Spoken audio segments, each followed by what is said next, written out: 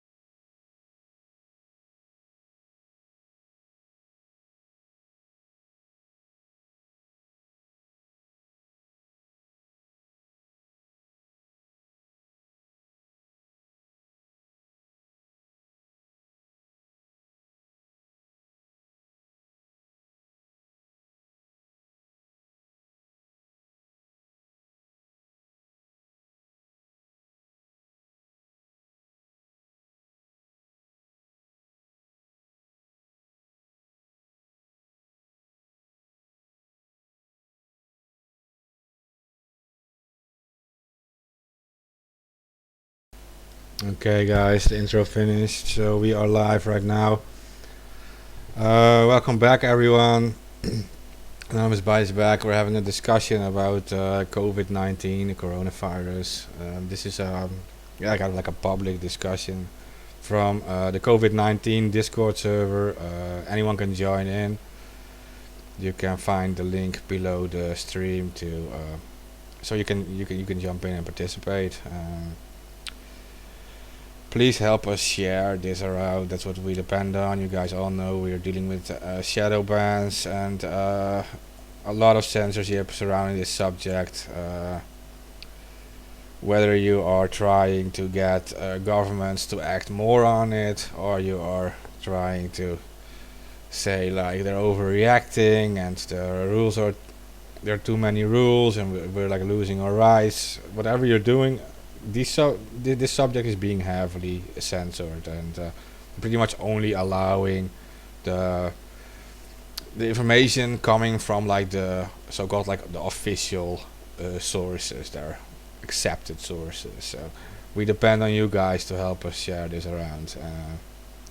This is an uncensored discussion. I don't know what will happen. I don't know what people are going to say.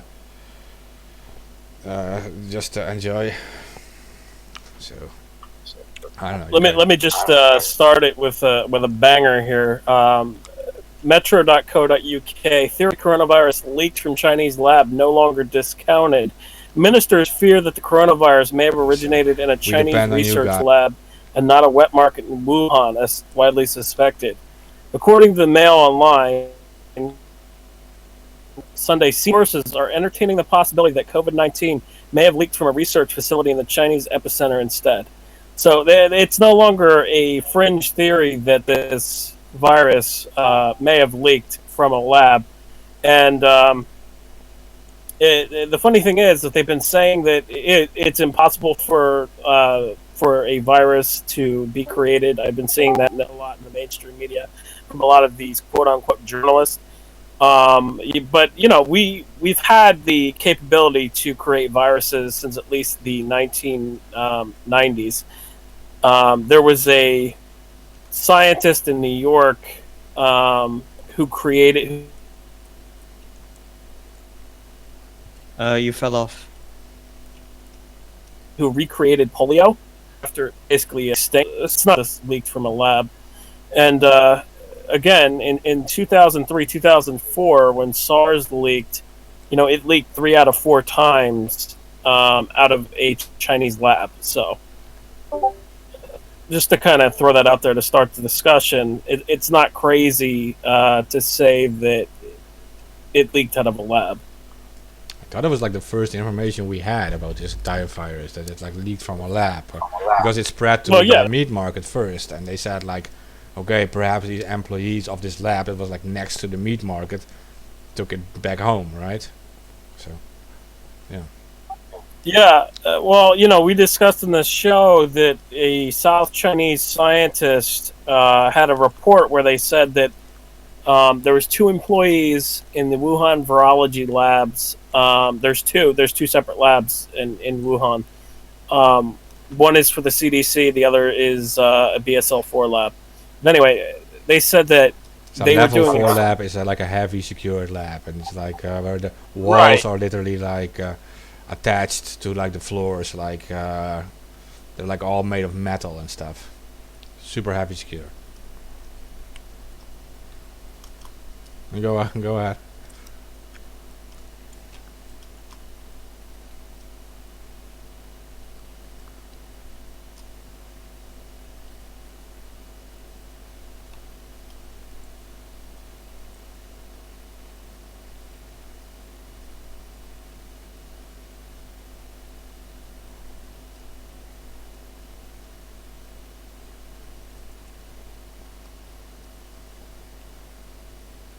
I think he's Yes, Albert. Level 4 can deal with coronaviruses, but if I remember correctly, the Wuhan Virology P4 lab also didn't have the equipment of a P4 lab. I'm gonna have to look up where I found that. okay. I don't know what do the rest of you think about this? Like,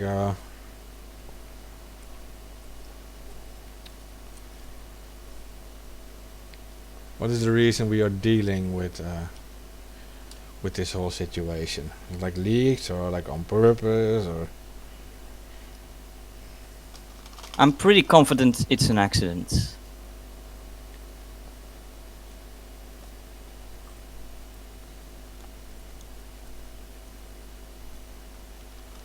From what I've seen, it's an accident.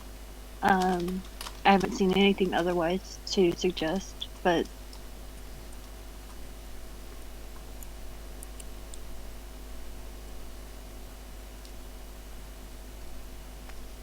Okay.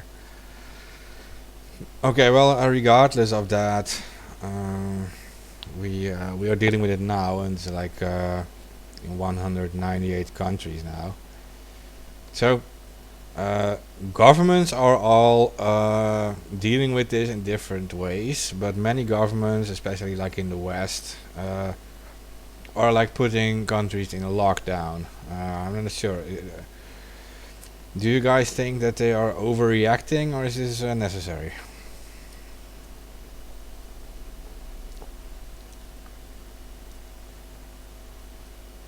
I think because of the late, because it took so long before anyone reacted, that it has become somewhat necessary for the time being.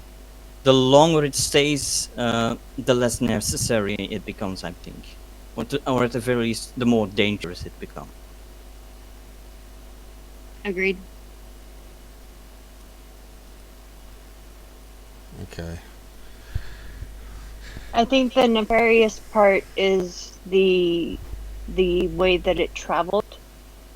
I don't think that it started as nefarious. I think that it was an accident, but I think that the travel, if you look at the way that it traveled on the map, I think that that's the nefarious part that I'm having trouble with.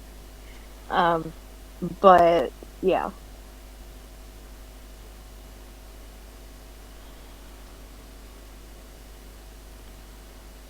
I don't know if anyone has seen Steve Baker's speech in the UK Parliament, or was it the House? I don't know. Maybe explain what it was about. He basically went stating that he was supporting the measures that the UK government is taking, but he does think that they should be reviewed and sunset as fast as possible to make place for legislation that is more in line with the overall way that it has been going before the crisis, if that makes any sense.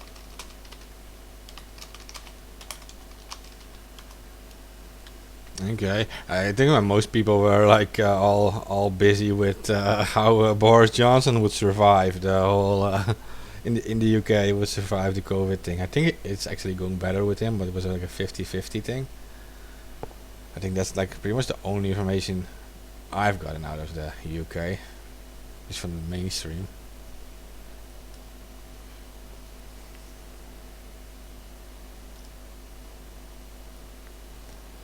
I'm a little distracted with this chat. Like people are like posting so many messages, but you can just say it on air too, guys. Okay. I think one of the things that I told people was, right now it's about saving lives, as many as we can. And then the failure of our leadership, no matter what country you're in, that comes later. But right now it's about doing what we can to save lives and to keep people calm but smart about the disease or the virus, excuse me. And then, later on we'll figure out where everybody failed and then hopefully prevent something like this from happening again. You know what I mean? Yeah, and the thing is, what do we need for this not to happen again? Because we're dealing with 1,000 illnesses, right? We're dealing with like all kind of flus and diseases, and in that sense, COVID is like nothing new. It's like more aggressive, of course, than a normal flu, and there's a far higher mortality rate. But these are like existing diseases. Like there are many diseases. What can you do against it? I'm not sure if you heard me before I crashed or not, but did you hear what I said about Epoch Times, or did that cut off? That cut off. Okay, so there's a recent leak. This comes from the Chinese military. He's a Chinese military expert. The Epoch Times leaked a audio recording of this guy, and he discusses the virus. He says that it's a splice between HIV and AIDS, or not. I'm sorry, HIV and AIDS, HIV and SARS. And he says that the virus is contagious and both contagious and deadly.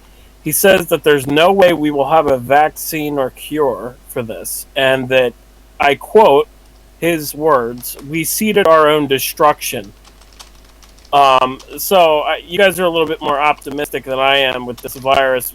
There's also a researcher, microbiologist from Czechoslovakia, where she says that the virus has inserted proteins into it.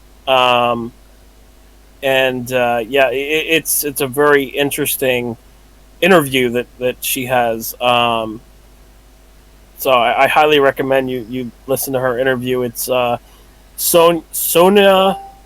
I can't remember her last name real quick. I'm just scrolling up.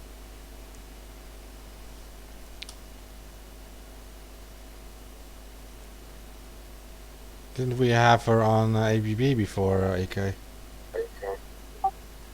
No, we didn't have Sonia. We had Jennifer Zhang on. She's the one who actually posted this video from Epoch Times. It was actually posted in Chinese. She translated it to English and put it out. So this is a Epoch Times Chinese that leaked this recording of the Chinese military expert. He's discussing the virus. He says basically that it's HIV and SARS combined, and that there's nothing we can really do about it. And the Czechoslovakian scientist is Sonia Pekov, PhD. She's one of the lead scientists that worked on the test for COVID-19 that are now going out globally. So she's not like a kook. She's an actual person who's involved with this, and she says that, in her opinion, looking at the proteins of the virus, she says that it looks like it's out of a lab. So we have so much evidence here that this is potentially from a lab Yeah. experiment gone wrong, escaped. And it wouldn't surprise me if it was, but why they were working on trying to make HIV and SARS combined and then turn into a respiratory virus is a whole nother story. So, Yeah, I don't. Oh yeah, that those are good points. I don't like the whole theory about like never being able to get a vaccine against it. That, yeah, well, pretty much the entire medical community disagrees with that. So I don't think that's true because the genetic code is open. It's released open source by the Chinese, and literally there are like all kind of big pharma companies already making a vaccine and ready to make money on it. Like, yeah, I don't get that part, but the other things are interesting. well, that's what I'm saying. I'm saying what he said. I don't Yeah. know. It could be propaganda for all I know, but it doesn't make sense for it to be propaganda because it's leaked from the Chinese. And Jennifer Zhang, she's against the Chinese Communist Party in the strongest sense of the word. So, yeah, this interview is very, very shocking. Or not an interview. The leaked recording is very, very shocking. And what he says, I think everybody should listen to it, and discern it for yourself. The problem with the Chinese is that at least certain aspects of the Chinese is that they go into state secret mode a lot. And so while the genetic system is open amongst most countries, it's not always open when it comes to the Chinese and certain other countries. And so you have to be careful. And they're the masters of propaganda. We all know this. So sometimes what we perceive as being something is not the same as what they perceive as being something. Not too long ago, it was shared among the news that they went into state secret mode, and then all of a sudden there was nothing coming out of the Chinese government as far as any deaths regarding COVID. And everybody thought, oh, well, they thought, they're doing better. Well, they're not doing better. They're just in state secret mode. So they're picking and choosing what they're sharing. Exactly. And, everyone has to be careful of that stuff. Another thing to add on to that is there was a urns being given away to the people who've been affected by this and died to the families, right? And the total number of urns so far that I saw that were handed out was like 50,000. So, the Chinese saying that they only had a couple thousand deaths. We all know that that's bullshit. There was a leaked video. No, I'm sorry. There was a leaked audio recording of a Wuhan funeral home where they said they were burning up to 100 bodies a day at one point towards the end of January. So, yeah, it's obvious that China is not telling the truth on this, but I found it very interesting that this recording from this military official leaked in Chinese media, which is not typical. Chinese media doesn't leak stuff like that. So it could be propaganda. It might not be. Who knows? But I find it very interesting that it was even leaked. The thing is, Katie said they're in like state secret mode, so that means that they're not releasing any numbers. That is a big difference from them lying about numbers because they're like just not sharing it publicly. So we don't really know what the numbers are. So we do need to get that right. They're either like they report the full numbers or they don't report them. If they're just reporting like fake numbers or whatever, that is like a different story, of course. Then they're just lying, right? So, yeah. I'm basically 99% sure that they report false numbers. In Italy, doctors are already on video testifying that they're told not to report deaths, and I have family here in the United States in the medical industry which have told me directly the hospital directly ordered them their work to not report deaths for coronavirus. So, I mean, if it's happening here, damn sure it's happening in China. Okay. Yeah, I've heard that too. I've heard that they haven't been counting certain cases in some hospitals, like Florida, I heard, and also California. I'm in the Northeast. One hospital in New York, they weren't fully counting all the patients. So yeah, I've heard that as well. Yeah, this was directly from family members who are in the medical industry. You know, we all get told things. We all have contacts. Everybody here has, you know, a lot of family, a lot of different industries. Something to do with coronavirus. Some not. I also have a brother-in-law in the National Guard as well. So, you know, I'm trying to stay ahead of the curve. Yeah, I've got sources all over different industries and stuff like that. But the thing is, I've talked to a lot of nurses and doctors, and they've been saying like the same thing, that they're overrun, like, and also that the big thing that's going on right now is that a lot of the coronavirus cases, they're not diagnosing because they don't have a lot of test kits, but they're just kind of winging it and saying that, you know, if this person has these symptoms, that they probably have the coronavirus. And then, for instance, I'll give you. From the videos from China and Italy, you convulse and bleed out of your eyes when you die. I'm sure that's pretty evident when it happens. Not to laugh at it, but Yeah, I'm not sure about that. I know that people were dropping dead because what this virus does, supposedly, is that it damages your lungs, your kidneys, and your heart. It'll attack all three, from what I've seen. But Mark actually brought up an interesting point about some of the medicine that they're using. I don't know if you want to discuss that or not, Mark, but I think it would be interesting to kind of get into.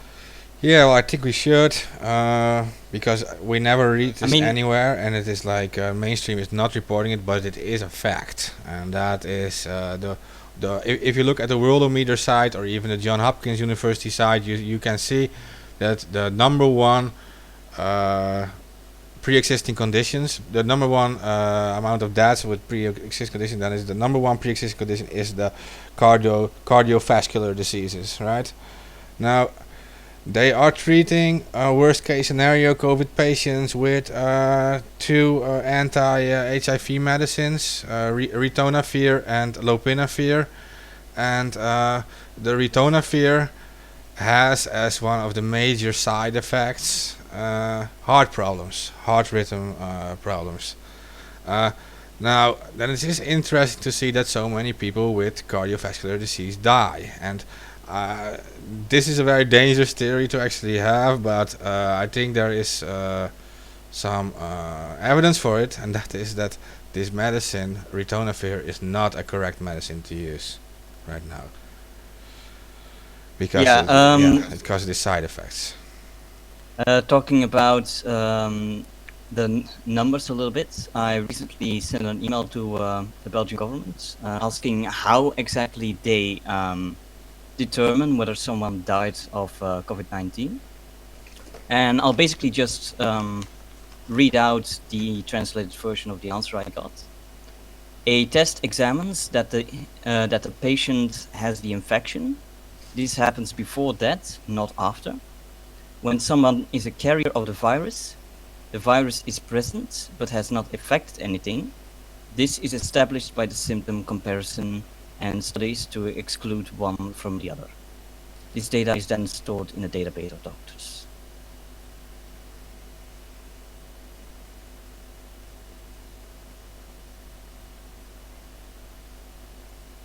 Interesting. So as far as that's the information that was the answer that was given to me from the Belgian government. So basically, they don't know.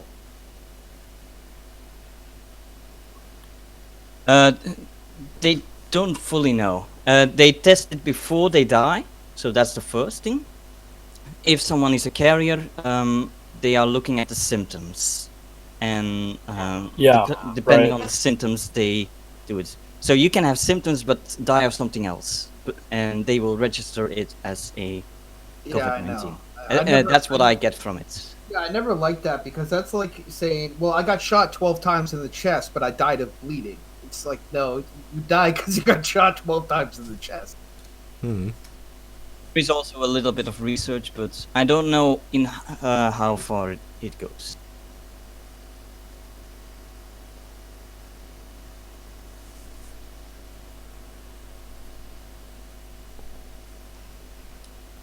Yeah, and it just nothing is really standard about this virus at all.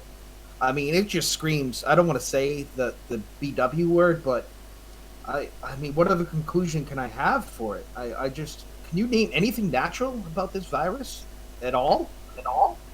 I mean, the thing is, I don't know how much was able to be heard before my computer crashed, but there is research going back to 2015 where China was looking to um, basically make SARS and HIV into a respiratory virus that could infect humans. Um, this is like mainstream media information, but a lot of people forget that it even exists. But there's articles from 2015 discussing this, and what they wanted to do was insert proteins into SARS and HIV to make it into a respiratory virus. We do have the capability to create bioweapons. Actually, the U.S. Science and Health Organization, I can't remember the exact agency name, they warned in 2018 that we now have the capability to create bioweapons, and that any crazy scientist could create a bioweapon in a lab. Um, Yeah, but So- isn't this exactly what they're reporting, almost word for word? Because that's exactly what I read. They found DNA proteins of HIV and Ebola. I saw leaked videos of people bleeding from their eyes from the coronavirus in rare cases, which is indicative of what Ebola does. And so, as soon as I saw that, I was thinking, well, then the HIV proteins can activate if the Ebola proteins can activate. And what I've been reading is that I believe it's the ACE3 protein in the male testicles and gives you AIDS-like immune deficiency for life. I don't know if you've read that. Okay, well, we have that. This is coming from actually from both sides. Like there are like a huge number of articles claiming like, okay, China created this bioweapon, and there's a huge number of articles saying like, USA created a bioweapon. right. We can't be Mark. sure, but Mark, my problem is that yes, they're saying it's a bioweapon, but then you have the natural state of what a virus normally does. So you have rules. This virus is not following any rules. It's literally screaming bioweapon to me. That's my problem. You understand what I'm saying? Right. Yeah, it's mass mutating rapidly, very, very rapidly. It's been mass mutating. It hasn't had any serious, severe mutations yet, as far as I know, from what I've read. But it has been mass mutating, and that's not really normal for a virus to mass mutate like that. It's normal for a virus to mutate a few different times, but this is kind of Like it had mutating DNA really rapidly. and an instruction set is getting unfolded. It's exactly what it looks like, does it not? Yeah, exactly.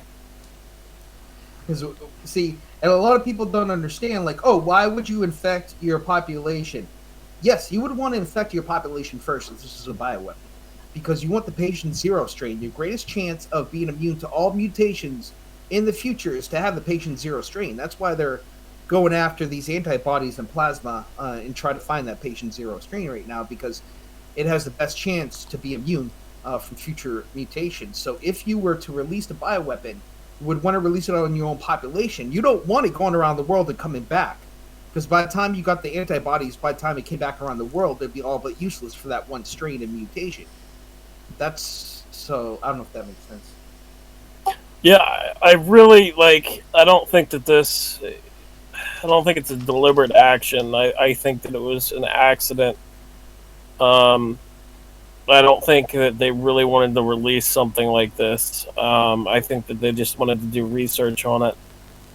But, I don't know. And I think it's just very interesting that they were doing research on SARS, HIV, and bats for years, at least in 2015.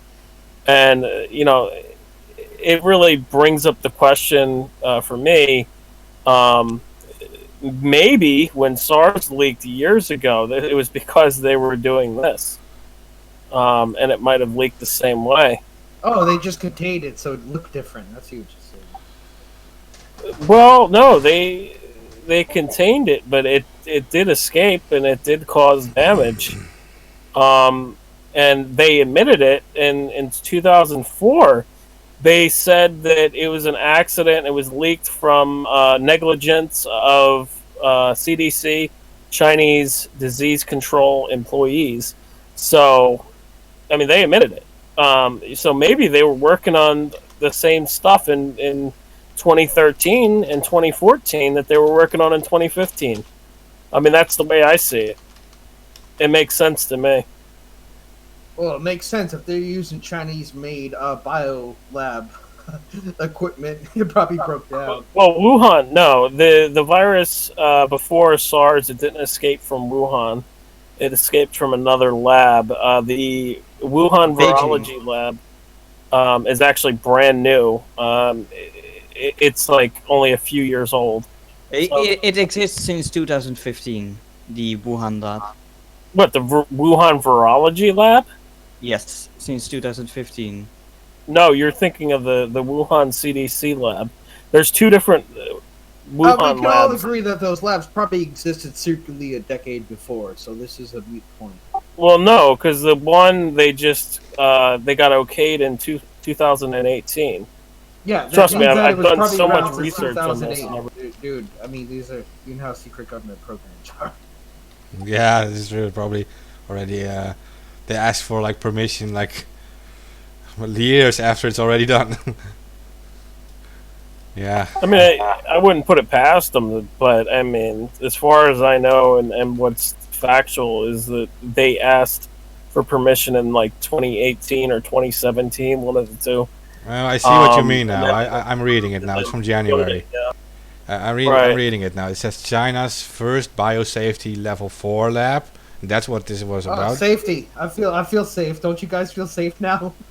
Yeah, well, it says that in January 2018 is the first level 4 lab put into operation, and it is in Wuhan P4 lab. So he Yeah. that's Give what them he means. access to exactly this type of virus too. This would be a level 4. Well, they actually warned in Nature magazine. They warned that a virus could escape that lab. Like, everything adds up. It's like scientists warned that a virus could escape from this lab. They were doing research on SARS and HIV and implanting a protein. What about all the declassified documents from like even the United States have doing like rogue agent stuff and releasing bioweapons? I mean, that's been declassified 100 times in documents. Oh yeah, So I mean, there's that going on. Rogue agent, spycraft. God only knows. yeah, and that's very true too. I mean, the U.S. has worked on various different biological programs, but one of the most interesting is Project 112 and also Operation LAC, where they sprayed St. Louis and I think it was Texas and Canada with a chemical combination and caused people to have cancer. It wasn't a virus, but it was a biological weapon. So, I mean, there's all types of ways for biological weapons. The U.S. itself was actually researching creating insects into biological weapons and may have it's, created Lyme disease. Yep, Plum Island. and that's admitted. They admitted to that, so we have precedent. By the way, I put in the news articles a link to the archive of the website that's where I got the date 2015 from. It's from the Hubei website itself.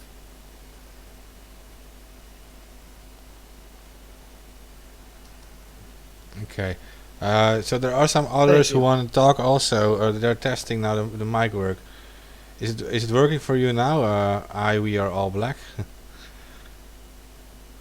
Can you test it? I mean, you are still muted with the that's Discord muted. itself. So yeah, so that's why when you be able to speak. Yeah, I just want to say thank you guys, and we're all scared. You know, I'm scared too. I don't know what to do. I'm basically living in a death red bubble on the Corona map right now. So Yes, if others of you guys want to speak, just speak. You muted yourself, We are all black. You have to unmute yourself.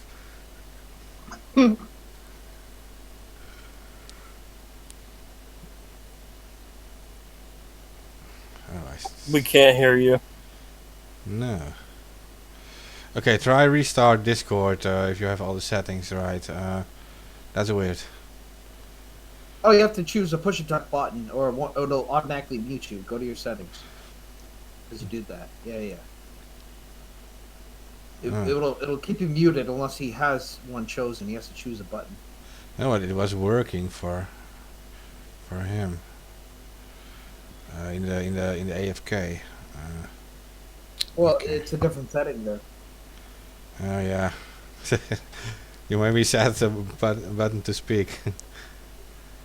Hello? I know it works for me, but Yeah. I'm just Works now. I'm too polite, so I won't talk much.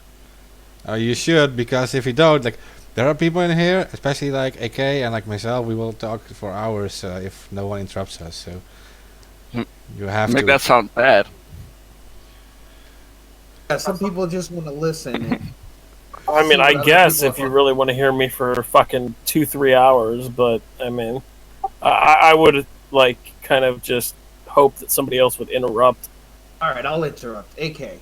All right, so let's talk about normalcy. So a flu. Now, correct me, Room, if I'm wrong. From my knowledge, a flu usually takes 1 year to 10 years to mutate. It can take up to a decade to mutate. I've never ever heard of it mutating against your own antibodies while you have the flu. I've never heard of such a thing ever happening. Does anybody know of a case like this or something I'm not aware of? Yeah, I'm not sure of the time frame, but yeah, you're right. That's what kind of struck me as this being proof that it's a bioweapon. The other thing that's kind of proves to me that it's a bioweapon is that there's recent studies where they're saying that this causes brain damage Lung damage and testicle immune system damage. and potentially testicular damage as well. Cancer. And well, yes, but it's not confirmed that. Right, it's not right now confirmed that testicular damage is a side effect of this virus. So we don't know that yet. In preliminary studies, that's what they found, right? So they still need more testing for that for us to be able to say something about that. So yeah, those things that kind of said to me that this is more than likely a bioweapon. On top of all the other information about China doing all this research on bioweapons, it kind of points in the direction that it's a freaking bioweapon, and I don't know where things are going to go from this. And I think, in my opinion, we need like a quantum leap in medical knowledge and technology to be able to deal with something like this. And that's just my opinion. Yeah, but this isn't a show of CSI. There's going to be no scientists with a rocket montage to save the world. Oh, but you said you haven't seen so many mutations at once before, so that Well, you we're can talking still about, see the hints. We're talking about like the normal flu, the common cold. Like the common cold mutates once every 1 year to a decade. It can take a long time sometimes. Sometimes it can happen in a year. It's happening 8 times in a person's body while he's sick. That's the problem. Now, it's a little odd. Not only just that, but it can hide. That there was a study they did in South Korea where 51 people got reinfected with this virus, and they said that it appears the virus can hide within our cells. So even after you've tested negative, the virus could still be active in your cells and hide, and then come back. Yeah, many viruses can do that. The best you can do is to have a healthy immune system to fight them off. But we understand viruses can do that, but it seems to be doing everything at once. Right. That's the problem. Yeah, right. Now, what I can tell you is that typically is that most viruses are not both contagious and deadly. It's one or the other.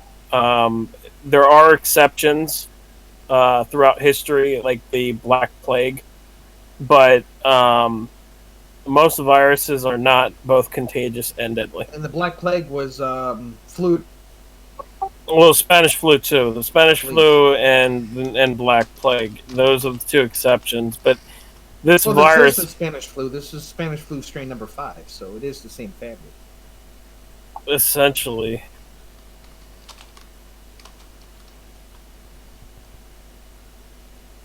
I don't know if they're going to call it C-COVID. But so the thing is with this virus is that the proteins are modified. That's what a Czechoslovakian scientist said. They were saying that the inside the nucleus of proteins were modified with DNA instructions for HIV and Ebola. Have you read those articles? And there are more than one version of the virus, I heard. At least 2. What was that? Repeat that, RSFO? Sorry. I think I heard there were 2 versions of it that are very similar. There's Will that be impossible? I mean, you can have a strain, but you can have a strain and mutation, 2 strains at the same time. What the fuck? Because it's a bioweapon the Chinese bioweapon, they got it from USA and they already had it in many labs. That's my idea. And then they released it. I think you were talking about the strain that started popping up in Iran. Oh, the one with 10,000. Yeah, there's something going on there with their 10,000 deaths or whatever ridiculous. Well, no, I was talking about the strain from February, I think. Well, what they said was there's 8 strains. 8 mutations of strain 5 is what they said. No, I read that there was 8 strains. That's impossible. That's impossible. That's medically impossible. I read the well, that's what I read. I have a problem with that, AK. It's medically impossible, damn it. You might have a problem with it, but I read it. 2 main strains, or there's the S strain and the L strain, and the first one is like the original strain, and there was a more aggressive strain. Not actually. Maybe it's a mutation too, but they call it a separate. It has to be a mutation because you have a strain, and then all medical known knowledge to humanity. That's why if it's a biomutation, sets in the DNA get brought out through each mutation. Still, you can survive it. Well, RSFO depends on the strain. That's what we're dealing with. 10 million died. It's next season we need to be worried about. This 72 flu, Corona strain number 3. I think it was the Asian flu is its name, and 68 to 72. You try to link something out of. Interrupt you. They mixed up mutations. There's no way. It's just like we have to understand what they mean, right? And that is just different. Newsmedical.net. I want to just get this straight. Okay. So basically, the original DNA instruction set is original to that strain. and then you have the mutations. I don't know if it's making sense. Sorry, it's confusing for me, and I sort of understand it. Yeah, no, I understand what you mean, because there are like if you look at, for example, like Wikipedia, you see there are 7 different coronaviruses, right? And this is one of the 7 coronaviruses. And if you're talking about a different strain, then you would be talking about SARS or whatever, a different Right. coronavirus. Of the B COVID, if you look in the Wikipedia, it's listed right under it. Right, yeah, So it's called SARS-2, actually. Yeah, and it's supposed to be, yeah, the It- listed are the B yeah. COVID. So this is what I was talking about. This is news-medical.net. This is written by a doctor. And they're not mixing up that it's mutations, that it's actually... Is that the article you posted from the Hill? No, I Oh, just posted cool. another one. The thing is, you have to understand that these, even if they're journalists, it is coming from scientists. It's not journalists just saying blah blah blah blah blah, different strains. You But know. I see a lot of people like mixing up strains and mutations all over the place, so I'm just trying to keep it in order. You know what I'm saying? Well, He's this also one- mixing it up, by the way. He's also mixing it up by AK, by the way. Like in the title, it says 8 strains of coronavirus, and then in the article it says 8 strains of SARS-CoV-2. Which is see, everybody's mixing it All up. right. So Well, there's SARS-CoV-2 is I think that coronavirus. the person that wrote this is a gynecologist. Okay, well, but that makes even sense. doctors are mixing it up. It seems everybody like there's you know. Yeah, there's a massive problem with information not aligning with each other. Yeah, the So whole you thing think I that's got 8 was different by- mutations and not 8 different strains? Well, to be a new strain, it has to have a new RNA instruction set. So that, yeah, this is so it can't be a new strain. It has to be the same instruction set with the mutation. That's what it's supposed to be. Medically, historically speaking, I could be totally wrong. And this is a bioweapon, so don't take my word for it. I'm just thinking from what. Well, I think it is highly a bioweapon. There's so much evidence. Here's the other evidence that I didn't discuss earlier. Wuhan's lab, the virology lab, had 2 job posts early on. One in December, where they discussed that they have discovered new viruses that can affect humanity that come from bats and rats. And they said they were highly infectious and deadly. And they were putting out a job post to get medical professionals to go there and look into I it. don't know if the CCP would put out a job post. They would just send somebody. The Wuhan Virology Lab. This isn't the CCP though. This is Wuhan. Well, I mean, you can't have you can't have a lab like that without a CCP officer. The whole thing about being in China is every single factory, even Apple's factory, has to have a CCP officer on staff, which controls that factory's or whatever establishment it is. Every license they hold with the Chinese government, it can pull anything at any time, and even arrest people. And you have to pay every factory and every corporation has to pay a CCP member to be on staff for that. So, why wouldn't? Yeah, I don't have to be disagree required to have with that as well? how Orwellian China is, but still, I mean, in regards to this was posted on their website. It's available on their website. You can still look at it on their website and translate it into English. So that's one of the job posts that they put out. The other job post they put out was they were looking into SARS and bats, and looking into the protein that Yeah, that that we could just discussed be earlier. the animals they were looking for to test on, in their little cages and whatnot, instead of monkeys. Well, they've been doing tests on bats supposedly because they said that they found a cave of bats that had SARS virus. Hey, so what do you guys think about the whole immunity to this? Because we saw reports from Japan and from other places saying that some people came back to the hospital and they were like sick again. So they were thinking like they were not immune to it, but they got the virus again. And then the Chinese started to test on, I think this was some monkeys they were testing on, and they were unable to get them reinfected again. So there's kind of like a... A minority can get them. A minority can get the disease again, but that's not most people. Well, that's Some can. Yeah, that's the strange part. It's self-mutating while you have the virus. That's why we're having issues with it, because that's against what we know of medical technology and like how our bodies work and whatnot. That's what I was talking about earlier when my mic wasn't working.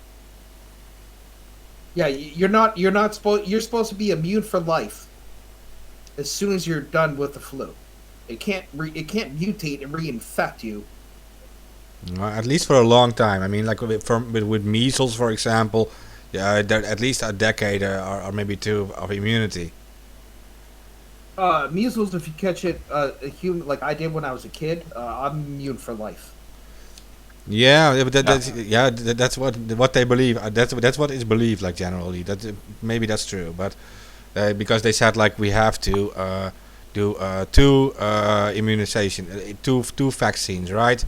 You do it like when you're like 1 year old or something, and like when you're like 5 years old or something again. It's a 15. Are you talking about the measles vaccine? It's a 15-year vaccine with Yeah. a 7-year booster shot at the half-life point, and they run.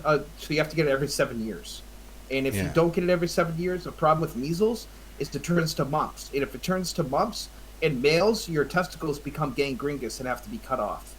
So I'd actually rather have measles. Yeah, no, see that's what I want to say. That it's a few decades, even with measles. I was mentioning measles. Measles is like even more. It spreads even faster than this thing, right? It's just like it's so. No, measles is no big deal. We used to have measles parties when I was a kid, man, and all the males want measles. You want measles as a kid if you're a male. You don't want your if you get it past the age of puberty, your testicles can swell up and turn black and blue, and they have to cut them off. That is terrible. I wouldn't. No. Just give me the measles. Yeah, it's a fucked up disease. You're older for sure. But the problem I have with the vaccines, I'm immune for life, so I don't have a horse in this race. But if you don't take it every 7 years, that can happen to you, because after another 7 years, you could be completely susceptible to the measles vaccine. If you're over the age of 15, you can risk that, and it's a high risk factor. And I would.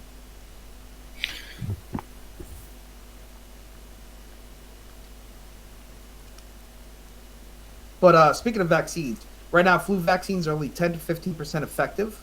So that means that if 10 people take the vaccine of any flu vaccine right now on the market, 9 out of 10 of them will still get the flu. They also risk vaccine damage, brain damage, a bunch of slew other stuff by taking those vaccines, including for the 10% immunity. But I believe that 90% of the population with a false sense of security is going to be more dangerous than any vaccine they're going to come up with. I do agree that giving people a false sense of security is more dangerous. Yeah, I mean, unless they are somehow can reinvent the flu vaccine, we already know current flu vaccine technology is only kept 10 to 15% effective. It means that 85% of the people are still going to catch that virus. So to me, and you have to get it once every 6 months too. Not to just interrupt and change the subject, but somebody in the chat pointed this out. On Wuhan's virology lab website, there was a student there that they no longer include there. I can't remember her name off the top of my head, but basically she's suspected to be patient 0. She posted a very weird message on social media saying, "I'm okay," something like that. But the thing is, there's been professors in China that have been trying to track her down, and they can't find her. So she's suspected of being patient 0. And actually, her professor was involved in writing the South Chinese report, saying that there was two separate incidences at Wuhan virology labs. So I just wanted to point that out there, that there's so much more evidence that I'll probably be even miss like some of the stuff because it's impossible to go over it all. But I think that was very important, and somebody just shared it in chat, and I just wanted to point that out. Oh yeah, and in November you had the Harvard professor arrested for leaking virus data to China and Harvard. Charles Lieber. That was in January. That wasn't November. Well, it started in November, the investigation. But yeah, same thing. Right. Yeah. The investigation started in November. Right. And in December, I believe, the CCP ordered the samples of the virus to be destroyed. Yeah. Right. Yeah, they did, and they arrested 8 different doctors who warned about it in January, in early January. Yeah. So what about? So we've been discussing this virus. You know, the one thing I haven't heard about it. Anything natural happening with it? Have you, or did I miss something?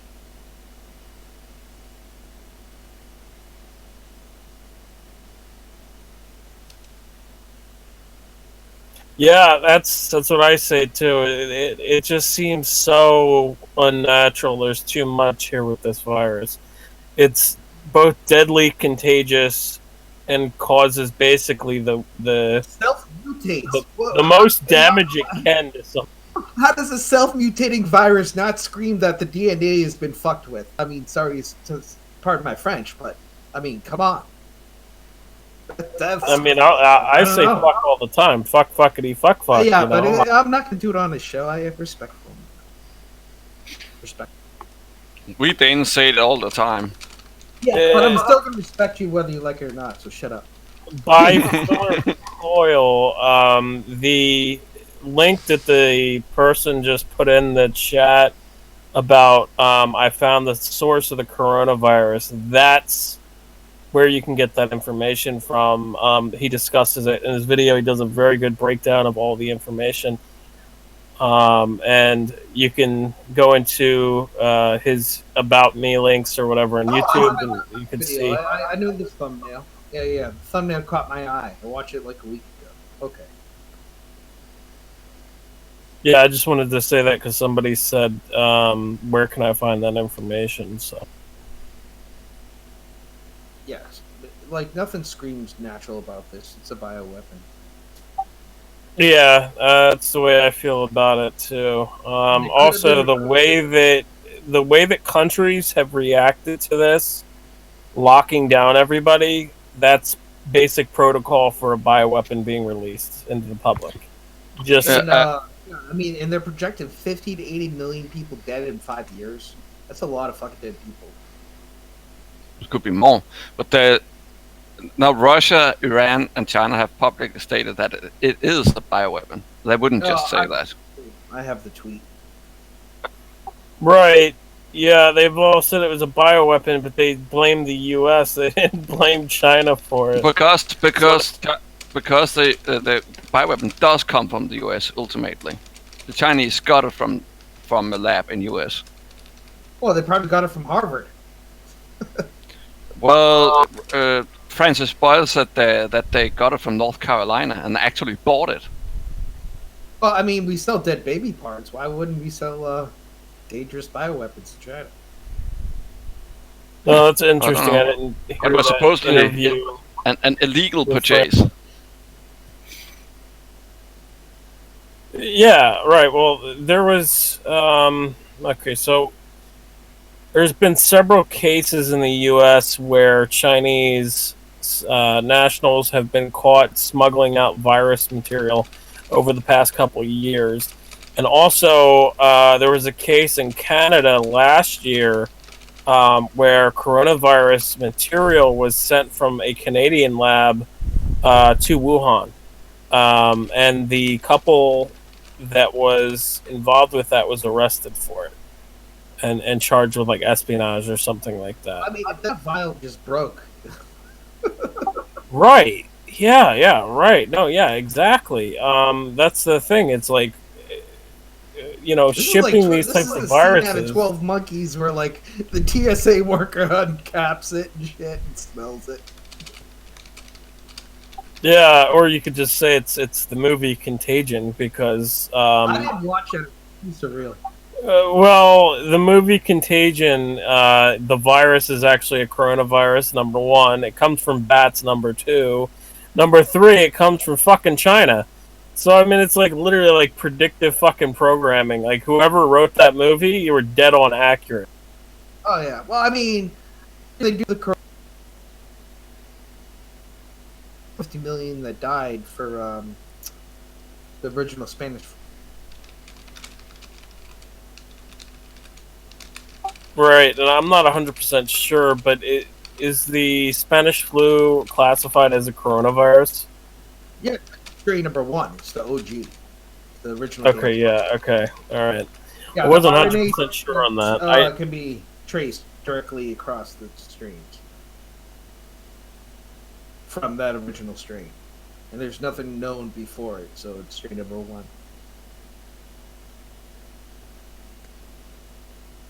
I mean, you got to remember the common flu we've had for 30,000 years in the human population. So, if this hits, this is already hit. We're already having this every season, by the way. So get used to this. This is every year now, for life.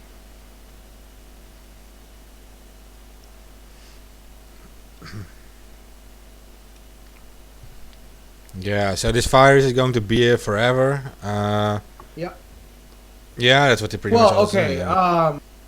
Let me tell you the rules, Mark. Okay, because I'm one for rules, in case you didn't notice. First off, all coronavirus plagues last 3 to 5 years and then die out, and then you'll have spurts of like 1,000 here or there pop up for the next 30 years, and then after that, sometime around there, we get herd immunity, and then it just kind of completely disappears. Historically, that's how it happens. Okay. The thing is, it doesn't appear we're getting herd immunity, even starting out. Normal viruses, you normally get some type of herd immunity early on. And the major payoff happens too. That's where we're at right now, if we were historically accurate. It depends on when this started. Like if it started like I think it did in November, because there was cases reported where odd pneumonia in China in November of last year, right? So if it started in November, yeah, we're probably like halfway through and heading into the second wave, so to speak. And the second wave will probably start in China. Well, no. The second wave will not start in China. The second wave will start elsewhere because they have the patient zero strain. They stand the greatest chance right now of being immune, historically speaking. Well, we're already starting to see the second wave start in China. There's Yeah, not everybody's going to be immune, but they have a greater percentage according of the to the official, population. right? According to the official narrative going on in China, we've already started to see the second wave. There's certain cities that are now being locked down as Wuhan was reopened, and other cities were reopened. I saw live streams on Periscope. People just dropping dead in the streets 2 days. In Wuhan, Yeah. I saw that too. Yeah. No, according to the We're going back to CCP, lockdown. Was the comment? I was like, yep. according to the CCP, it's not the second wave. But according to the CCP, they get it from foreigners, which is complete bullshit. No, they have the patient zero strain, so it doesn't even make sense medically. See, there's a patient zero strain thing going on here, and we have to factor it because that does exist. But how would that work? It just Let's just say this is a bioweapon, right? How would that patient zero strain work against a bioweapon? It wouldn't. The rules would change, wouldn't? Yes and no. I mean, I don't know. If it's a natural virus, patient zero strain is what you want. That's why there's a match. Right. Yeah. So because it gives you the greatest chance of immunity for all future mutations. See, if you get strain 5 mutation 6, that's only good for 6 months to a year, and then it can't guard you against any before it or any after. So that's not the antibodies you want. It's all but useless. You want that OG strain mutation. If that makes sense. That's what gives you that patient zero immunity, whatever bullshit medical stuff. Okay.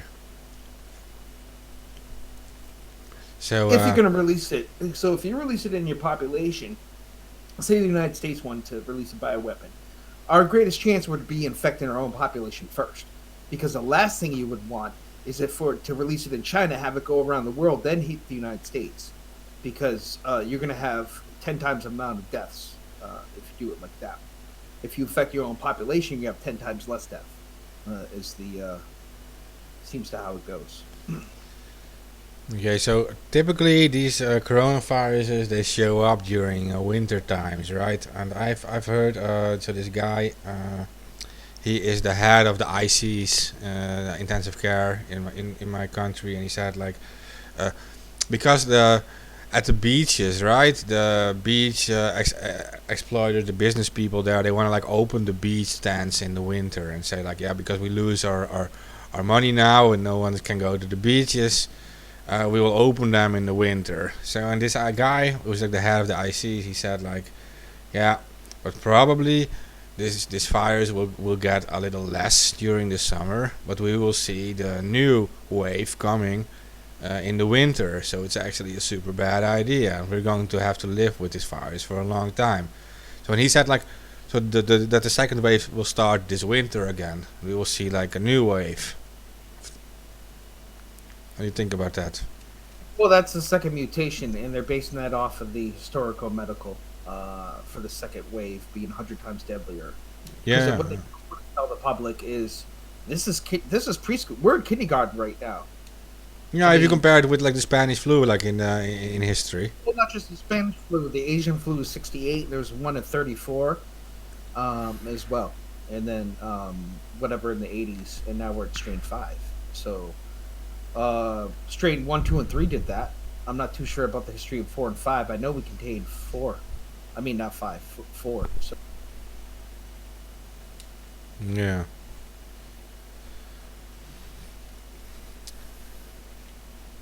Yeah, and they're burning people alive, and they're welding them into their apartments. Sorry, tongue twisted.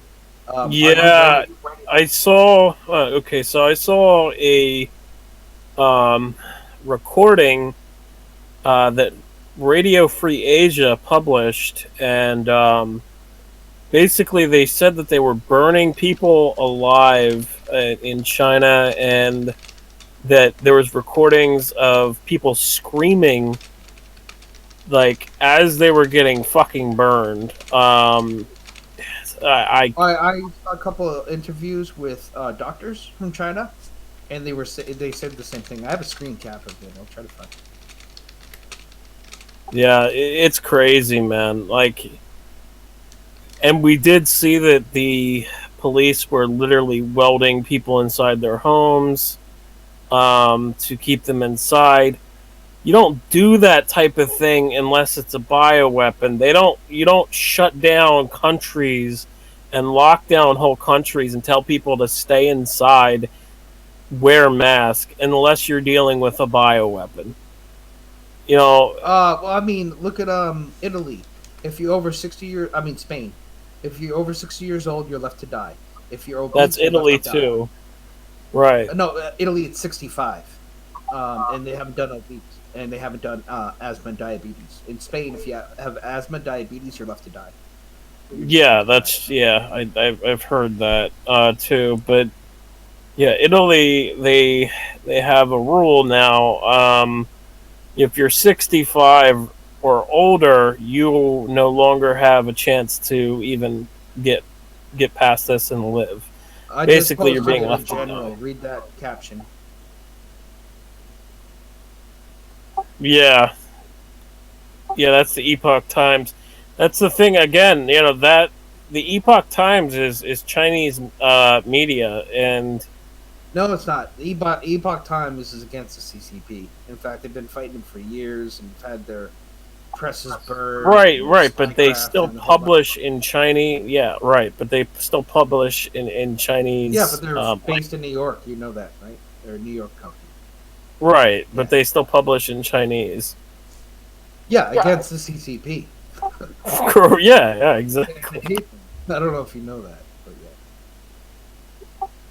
Yes, that's the same organization that published the military expert who said that this virus is a splice between SARS and HIV. And he said, essentially, we've seeded our own destruction. There's nothing we can do but improve our immune systems and stay away from infected people. But I think that this has spread way too much. And yeah, again, they were using disinfectant gas and spraying disinfectant gas all over China. And you don't do something like that unless it's a fucking bioweapon. I mean, they busted out the fucking bioweapon cleaning train. Look at it. It's right. I mean, that's Right. These pictures are old, aren't they? Huh? They're a month old. They are old They're a month old. I mean, or new? 1 month, 30 days. Yeah. That's stark contrast. By 30 now they're days like ago. 2 months. Because we're in April now, and that was going on in February. I know because I posted the videos that were coming out of Weibo and WeChat and all that stuff that I was getting leaked. But still, most people who get the virus still survive it. No, You say no? no, because next it's going to mutate. And they're going to get it next season. They're more susceptible to die. It's not. This thing is in waves, brother. It's not like you just survive and like, pass go, collect $200. It don't work like. Most people are getting reinfected with the virus, but there's a report I read today that it contradicts South Korea saying that 51 people got reinfected. But the thing is, you have to understand we're dealing with at least 2 different strains here, S and L, and there could be more, right? So, maybe the more aggressive strain, there is no way you can develop antibodies from it, but the less aggressive strain, maybe you can develop antibodies from it. But anyway, the MIT said today that there's 19% of people in Germany who have now developed antibodies to COVID-19. Yeah, this mutation, 6 months from now, that's useless.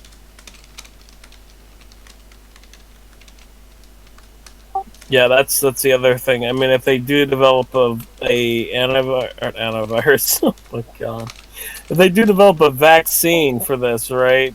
The other issue is that if the virus mutates, the vaccine could be useless. Like every other flu on the planet. Yeah, sure. I don't trust the vaccines at all, but I still understand what you're saying. That still, don't we have more people who recovered than died? Yeah, I mean, at this point, like with the current strain, this time, 10 times more. Yeah, but there's a wave thing happen here, and now they're more susceptible to die from the second wave now because they already have a weakened immune system permanently. So they have a weakened immune system because they've survived the virus. Yeah, it attacks the male testicles. Males. I'm not sure about females. There's no reports for females. But that attacking. Do you have some research on this? Wait. I'll find some post. The testicle is a preliminary research, early research. It's not proven in long-term studies. So it's preliminary research that they believe that that's what's going on. What is confirmed is that it causes brain damage and it causes a rare brain condition. I can't remember what it is off the top of my head. Don't ask me. But there's a rare brain condition that's caused by this virus. So that is confirmed.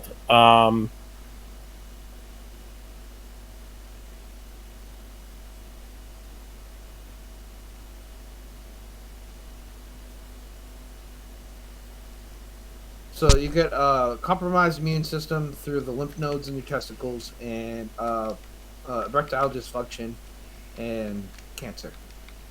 So that's great. So it's not like you just survive. And what he just said, brain damage as well. So that's great.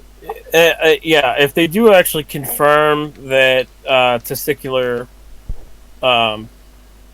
issues occur, then that would be very obvious that it's a bioweapon, because then it would be like they're trying to... it's attacking everything. I mean, this thing has like the ultimate instruction: the heart, the liver, the kidneys, the lungs, the testicles, the brain. Jesus Christ, this is the smartest virus that ever lived. Yeah, And it people- self-mutates, and it hides in the body. Oh my god.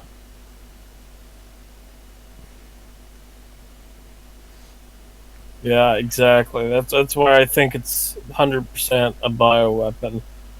I And mean, only instruction set can do this. as It'd have to as take- we read early on, the ministers are now discussing that as a possibility. They're not dismissing it. So, yeah, I really do feel this is a bioweapon. Of course it is. oh my god, think about have you ever heard of like any virus attacking anything like this besides Ebola? Because Ebola was also a bioweapon.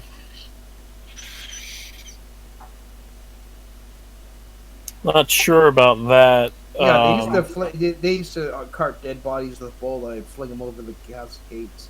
It was the OG bioweapon. They used it back in the day. Think- Have you heard the last American vagabond? I'm gonna look that up. Is it interesting? Yeah, he has done the best coverage the last few weeks, if you ask me. Can you post a link for me? Yeah. Is it on YouTube? Yeah, We've had him on ABB, I think once or twice, right, Mark? Yeah, on the same show you guys are on right now. We had him in too. Yeah. Oh, sweet! I'd like to take a look at that, please. I'm a general now, or I can go to. I'll simply post the entire. We need a propaganda channel. But I'll post it in the general chat, the entire playlist. I mean, do we really want to have a propaganda channel? It's not really propaganda. course. It's like I call it anti-propaganda. Counter propaganda. Yeah, I mean, I listen. I can tell you personally, I have people in the medical industry tell me they're not counting the deaths. All right, so that means there's some fucking funky business going on. All right, and we need to counter that. And this is from people I trust. Well, I know are medical professionals and have known them for a long time. They wouldn't be blowing smoke up my ass, you know. Especially in these times, I'd just be sociopathic.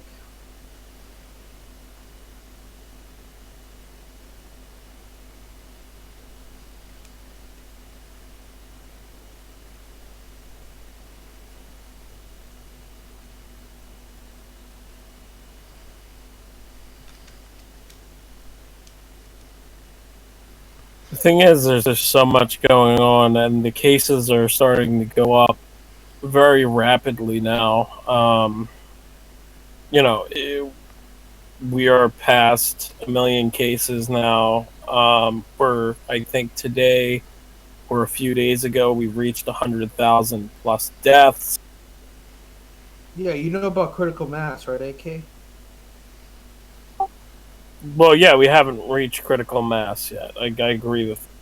Well, critical mass, that's what the whole flatten the curve thing is that if you get to critical mass and then the medical industry collapses, then then it turns 50 million to 500 million. and then at that point you're risking once things can get out of control at that point, you can risk 90% of the world's population just dying. It's happened before. It's not the first time. Right. And that's what Even they're if worried you- about. Even if you don't have hard proof that it's a bioweapon, the patterns are so strong that It might as that's well be. that's sufficient for me to say it is. Also, what's the difference between this and a bioweapon? This is either the most or bioweapon doesn't matter. It's the same result. We're screwed.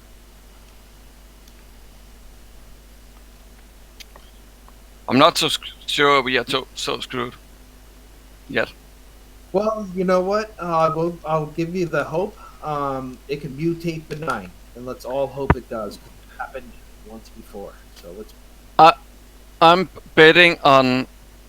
Also, I'm going to bet that that. Do you know Linus Pauling? Huh? Linus Pauling. No. I don't know. He was he's the considered the Einstein of biochemistry, and he was dead sure that in order for us humans to better fight diseases like the cold, you should take several grams of vitamin C every day. You can. You, Oh, you, yeah, you can we- take a we, lot uh, without yeah. Yeah, we bought zinc, everything. We bought about $500 in antibiotics. We're getting our inhalers, Buterol or something like that, now, and we bought ventilators too. Yeah. So what Linus Pauling has said, like that most of our maybe even all the diseases of people can actually be cured by bringing back the level of vitamins people have in their body back to normal, and then added to that he added like huge amounts of vitamin C too, and he was very successful in treating people. And There's still people who claim who have had success with it, also in all the all over the world. I read some stories where people just took vitamin D and K because K boosts the D, and they were paralyzed and they were able to walk after. So vitamin D and K actually well, cure. But the word Maybe it has to do with which vitamins you have a larger shortage of. yeah, and for vitamin D there is something to say, and that is that usually during the winter when people are more inside, they get vitamin D shortages, and that's why we usually see flu and other diseases arrive during the winter. That is a plausible theory, at least. That is the flu season that happens because we're all inside, indoors, and we don't get the sunlight we need, so we don't get the vitamin D we need. So there can be a deficiency of vitamin D, at least, in people. The thing is with the vitamin C is that we have a gene. All vertebrates have a gene that would normally convert blood sugar into vitamin C. Ascorbate is the scientific term. But that gene is defect in monkeys, and thus humans and apes. So if you take, you can train the body to have enough ascorbate in the blood, so it thinks it's a mouse again, or that it has the amount of vitamin C in the blood that it had 60 million years ago. And the theory is that then it will be much better at combating virus. Okay. Well, it really doesn't matter. We got a bioweapon. We're so screwed. I don't know if this is gonna help. You say we are screwed. I don't buy it yet. Like with the vitamin C, that we're not actually fighting against the virus with vitamin C, for example, but we are fighting against symptoms, and symptoms can be very curable. Even if we don't have like a medicine That's against the the point. virus, we can. Oh we yeah, can. that's when we bought all that. But you already have medication, you already have many virus in the body stored. But what the body has done is that it has trained itself to fight it with Yeah, but the body's not antibody. doing that. That's why you're self-mutating. That's why we're freaking out, because that's why it's medically impossible. Just what you said. It's doing the opposite of that, RSFO. Hello. Yeah. Yeah, well, we can argue that we fight the symptoms off, and then in the meantime, we give the body the time to fight the actual virus. So, yeah. You have like infections, you can fight infections, and most of the other symptoms too, so, yeah. I don't get what I missed here, Flumageddon. Oh, But you let's know, let- like you said, usually, like, the body has antibodies, and they're able to encapsulate the virus and fight against it and whatnot. That's exactly what our bodies can't do right now, which is freaking us out. Because it's supposed Yeah, to do that, but exactly what you said. well, do you have a proof of that? Because I'd like to see all the stuff you have on AK, man, AK has a whole. AK can tell you all about that. Please, AK, explain how it's self-mutating and how it's on. But you do know virus are DNA hackers. They store Yes. themselves into the Yes, DNA out. But Yeah, okay, so the coronavirus is RNA. It's not DNA related. RNA is And also yeah, similar. yeah. It's I know that viruses are RNA hackers, and they're prone to self-mutate. But historically, they've been prone to self-mutate once 1 to 10 years, not 8 times while you're sick. So it's a little odd. Right, yeah, there's been studies where the virus has been mutating multiple times while somebody's sick. And again, there's been studies where people are getting reinfected after having the virus, meaning that we're not developing immunity to the virus, which is very weird. It's not typical. All right, but at least I'm betting on taking a lot of vitamin C, or I already did. Yeah, I'll take, I've been taking five- mega five- doses five- as well. It won't kill you, at least. Well, yeah, No. we're in the most dangerous time in human history right now. In the last 500 years. Yeah, that sums it up. It's now plague world. This is where we live. Fuck. Get used to seeing people with masks on and social distancing for a while. Oh yeah, I had a run to the store. Everybody had masks on, and ours are still on order because of the shortages, and we felt like assholes. And it's like, it's not like we don't have them on order. Well, there's some states in the U.S. here that if you don't have a mask on in a store, they won't let you go in the store. They're starting to limit how many people can go in stores. Yeah, it's getting crazy, man. It's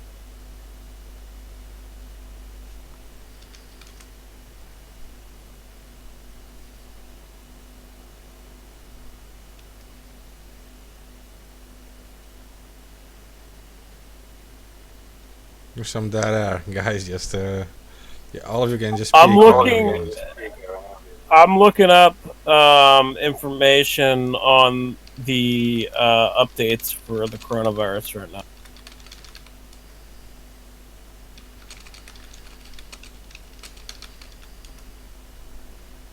Okay, so there's another thing that this virus is causing that I think is very weird. It's causing neurological problems, and that's not typical with viruses.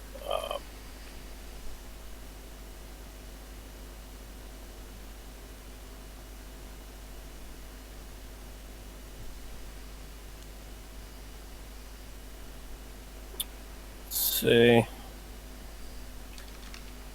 Well, we could discuss what they're doing, at least here in the U.S. and in various different states, how they're releasing prisoners. I mean, some of the prisoners that they're releasing, they probably shouldn't be releasing, to be honest. They're releasing, like, murderers and fucking rapists. Dude, AK, we're gonna go back to your original point, brother. they would only do that for a bioweapon attack. What, release murderers and Yep. rapists for a bioweapon attack? Bioweapon is more dangerous than the threat of the prisoners. That's saying a lot. Yeah, but if they're releasing murderers and rapists, I mean, those murderers and rapists can go out and do it again. You know, like, Yeah, less of a threat than the bioweapon. But you gotta think in terms how they think. It's profit-loss ratio bullshit, you know? So what they're telling you is that it's less of a risk to let murderers out than the bioweapon. That's not good.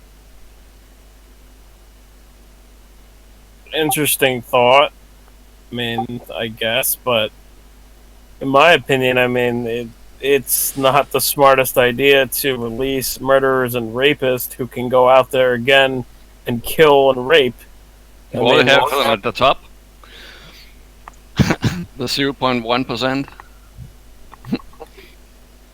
I mean, those 1%ers, you know, they're in a fucking bunker, dude. Like that's already been reported in various different media that a lot of these people at the top are now in their bunkers, bunkered down. You know, yeah, they showed some of these bunkers that some of these people are in, and yeah, large underground bunkers. And we've known for years that people had these large underground bunkers. And funny thing is, the media would always mock people having these doomsday bunkers, and now they have to be utilized. Yeah, I guess. I mean, these people are hiding. I don't know. Some are hiding, some aren't. I mean, some are still active. Yeah, from what I've seen, a lot of the 1%ers are in bunkers. Here's a very interesting thing that came out. Sewage shows we're undercounting coronavirus cases. This is from Miami Herald. The other thing about this is that the virus spreading through fecal matter into untreated waters can then get into treated waters. Yeah, we they know were that- talking about they were talking about shutting down the water supply because of that. Yeah, well, that would be interesting. Yeah, they did actually say that it was discovered in the sewer systems. Well, right, because it's going to be discovered from fecal matter. But the thing is about that is that the U.S. does not have a good track record of keeping our water free of bacteria. And if the virus gets into treated water as opposed to untreated water, that could create a very bad problem where all of a sudden people who are just drinking out of the tap are getting infected with the virus. And that would affect millions of people very, very fast. Yeah, because Flint still has those lead pipes, doesn't it? Yeah, that's another story too, yeah, but yeah. Yeah, Flint still has problems with its water years later. Oh my god, that water, how it looks like, that Flint water is like, it looks scary. It comes out of your tap. It is all brown and stuff. Yeah, I think that they corrected it somewhat. I'm not saying that they fixed it all, but they have been doing something. But yeah, if this virus gets in the water, that's where we can be fucked. Also, if this virus gets into the food supply, we could be fucked.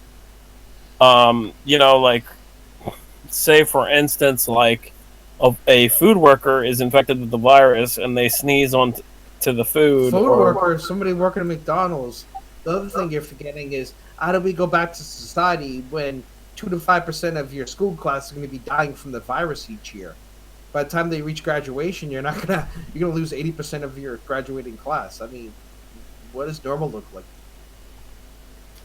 Well, yeah, but I'm talking about food supply, not McDonald's workers or fast food workers. I'm talking about Making fries. normal workers at grocery stores or at a meat plant or at farmers working on a farm. Those are the people I'm talking about. You know, if they're infected with the virus But and that can they affect cough or animals. sneeze and get the virus material onto The whole supply food. chain. I mean, even the grocery worker can do that. Yeah, exactly. That's exactly it. Yeah, and then the virus would spread easily. So that's what I'm trying to say with this is that this is airborne. It's very seriously airborne. It can infect in so many different ways. It can infect through the food supply, potentially the water supply, packages. You know, somebody just being next to somebody infected in a store, or somebody coughing in an aisle and you being in a different aisle. You can get infected with the virus if you're not wearing like proper protective mask, N95. And even if you are wearing an N95, it doesn't fully protect you. There's still that 1% chance that you could get infected.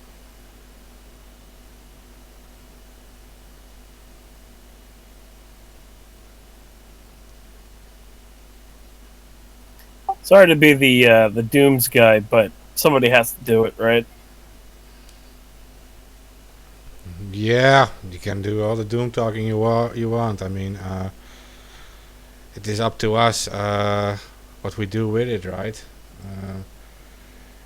Some healthy pessimism is good, but Yeah, as long as going it is overboard not is not to support like permanent, almost martial law style lockdowns in the world, because that's not the right thing to do either. Of course, you have to find other solutions to it. I mean, like then we have to all wear masks on the street and like other protective gear. But yeah, we can't. Yeah. Well, what Can we're we make go ahead. Can we make our own? Can we make our own citizens, quote unquote, lockdown? Because we still should follow reasonable protocol, and so that we won't help the virus spread. Yeah, nothing's Yeah. stopping you from staying inside or having a talk with your neighbors about everyone in the streets staying inside. Yeah, that's a bit extreme. What they're Well, doing. the thing is, it's becoming a Trojan horse, as I wrote for Exactly. Actress Post. Basically, it's coming along with a lot of surveillance technology. We're now Oh yeah, starting they to already see. have the. We're now starting to see Google and Apple. They did a contract partnership to use Bluetooth to track contacts of people who've been near somebody who's infected with COVID-19. And beyond that, other countries have taken way more extreme measures, like Israel gave itself the authority to basically arrest anybody they want and to look into the phones of anyone they want without a warrant. Poland is now requiring people who are infected to send a selfie picture to the police, and if you don't, when they request it, within 30 minutes they'll show up at your door.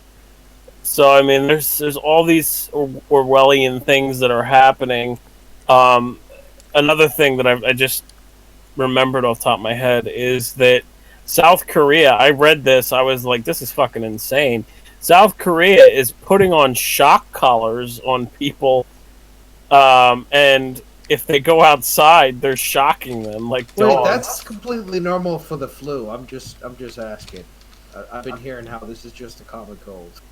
Yeah. Well, that's the thing. Like, they got all these different measures that they're starting to implement, and Human Rights Watch, they said that at least 23 or 24 countries now have a surveillance measure implemented using cell phones or smartphones. So I mean, that's big. Like, there's so much going on. There's drones now that talk to you and tell you to go back inside. Like, oh my god. And it's like a double scare, AK. Now, well, Oh, sorry. the only way they can do this is with a scared population, of course. If the population isn't scared, they will never agree to all these restrictive measures. So that's what they're using, and you've seen this in the past with events such as 9/11 and the creation of the Patriot Act in the USA, and when they were allowed to surveil and to like kick in your door when they had like even like the smallest suspicions of you doing something, so smallest suspicions. So this is what they do with the scared population. So, but it's of course normal. We have a lockdown for a while, and we do this voluntarily. But we do have to find some other solution for another permanent solution that at least gives us some freedom back, right? I mean, Yeah, it's also at a certain point something will break. Whether that's the people going hungry or just full-on cabin fever or a police shooting a little girl. Yeah, I don't know what, but something will break at a certain point if it goes on for too long. Well, what about what do we do? We got Strain 2 coming up, which is 100 times deadlier. If you're in charge and you know it's coming, I mean, they're trying to like placate the population with smoke up their ass right now, because we all know, hey, the lockdown's gonna be lifted in May. No, I really mean June.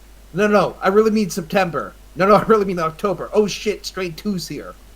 2022, maybe. Yeah, that's what I'm thinking too.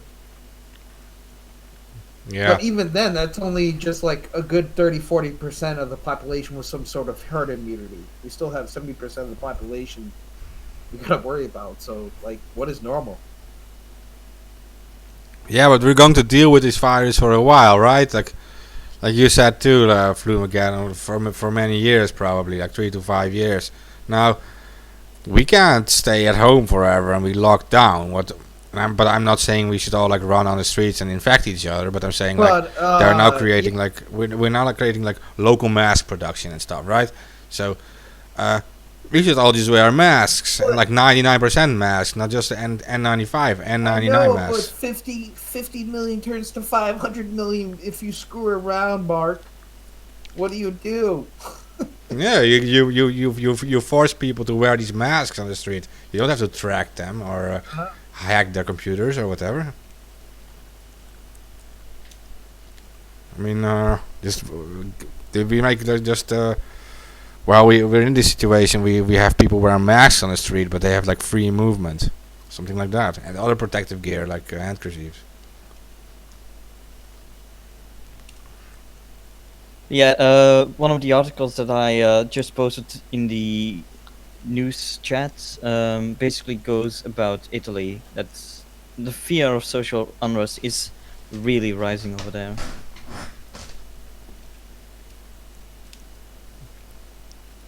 Yeah.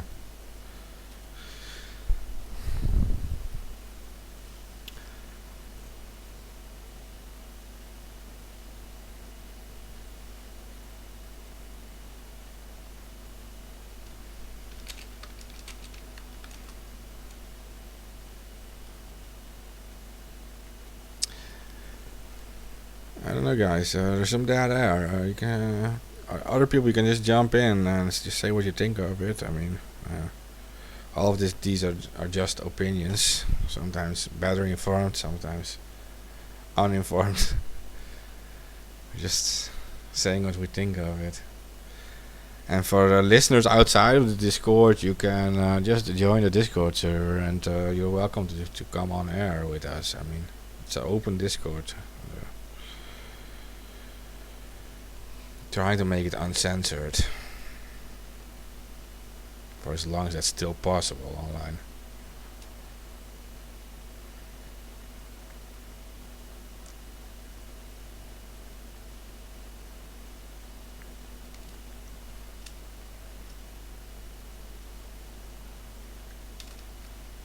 Ruby, go to your settings and you should be able to see which button is set to talk.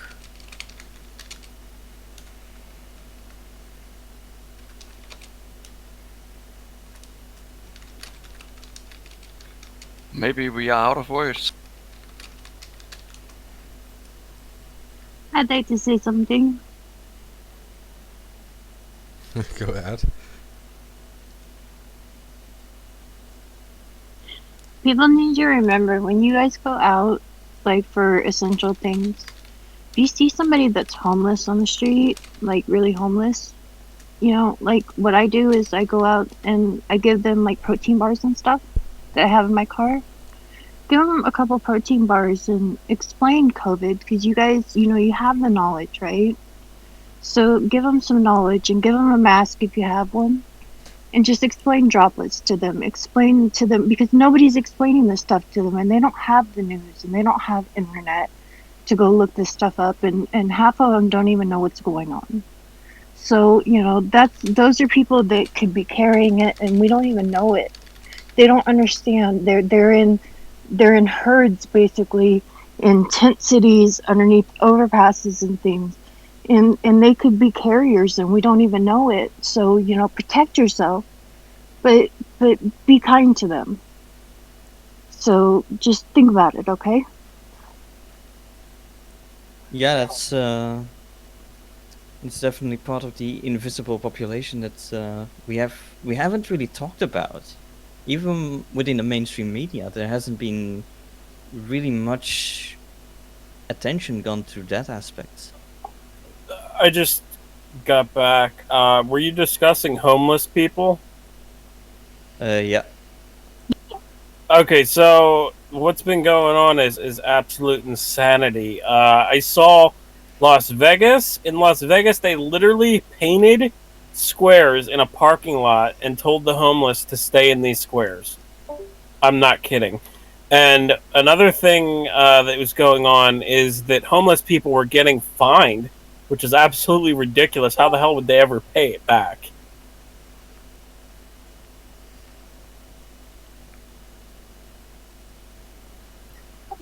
There's a lot of crazy shit going on right now. And in regards to what they're doing to the homeless in Las Vegas, they're just breeding the disease on the streets.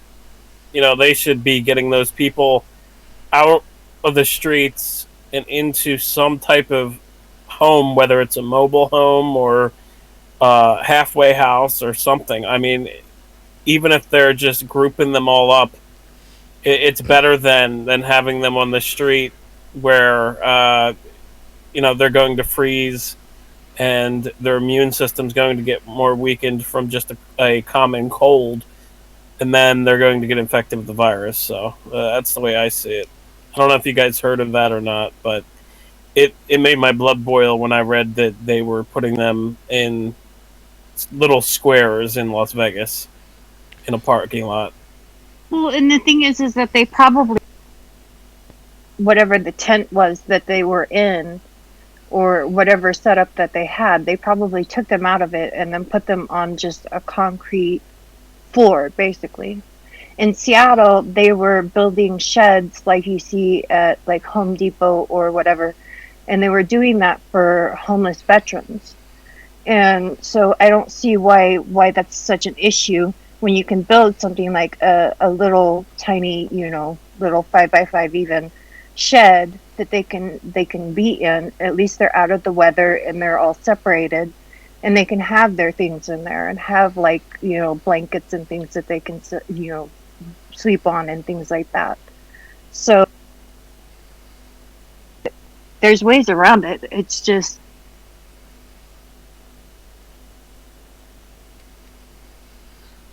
I just view it as completely inhumane for them to paint a square and say, this is where you're going to sleep, this is where you're going to stay. you guys have to stay within each square of each other. Like, that's not even social distancing at all. Number one, and then number two, it's absolute insanity that they would even think to do something like that to a human being.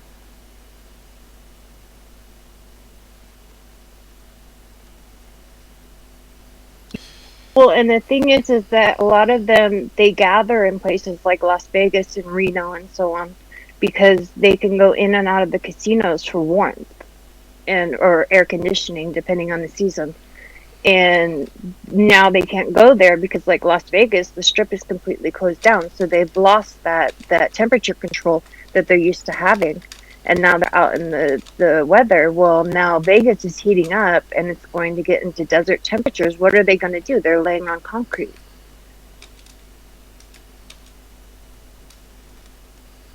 Yeah.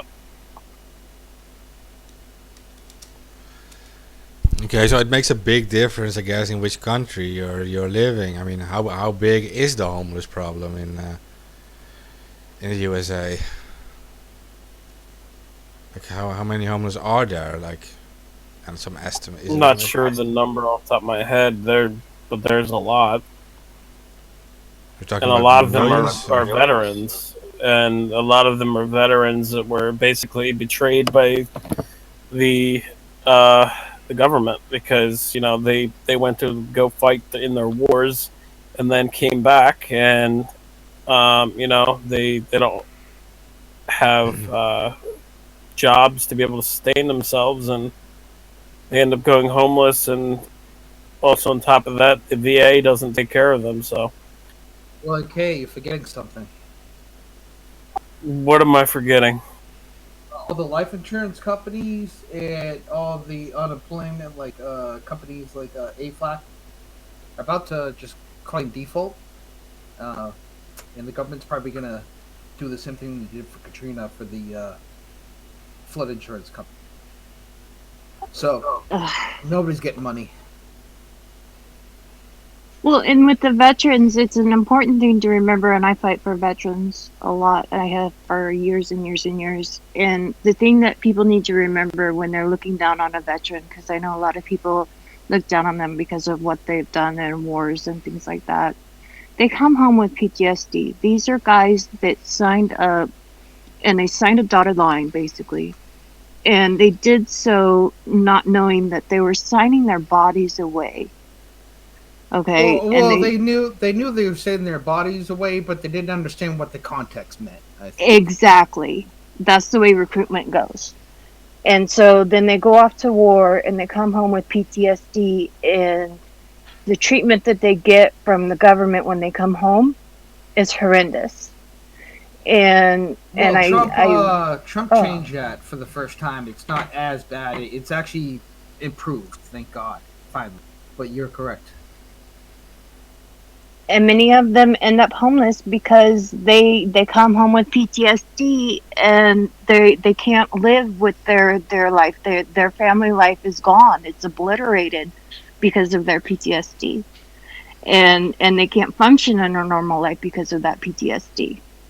And so they're paying the ultimate price. And yeah, exactly. It's everything just goes to crap for them, and they end up homeless because they just can't function in society anymore. Think about it. You go over there, and what are they doing? They're getting an adrenaline rush, first of all, because they're constantly, watching basically watching their backs constantly. On top of the fact of all the other things that we know about. Oh yeah, they're feeding them with steroids in their food to ramp them up. Yeah, They exactly. psychological games. Yeah. Exactly. And they come back here, and it's a slow life, and they don't know how to handle it. They don't know how to function that way. A lot of them don't. And so, they're signing their lives away, and a lot of them don't realize what it entails.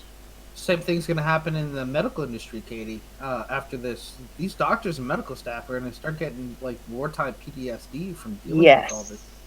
That's something that I have been thinking about 24/7 since this COVID stuff started. the amount of seeing the nursing videos, all the nurses and the doctors and stuff, and their tears. Oh yeah, and Um, just like old it's folks' just home. heartbreaking. What happened in Spain was I dug in the story a little bit. So the managers died. Okay, so what happened basically, the way I read into it, is like all the peon staff, the lower staff, got scared and kind of called out sick and stuff. And who gets left with those duties? It's always the manager.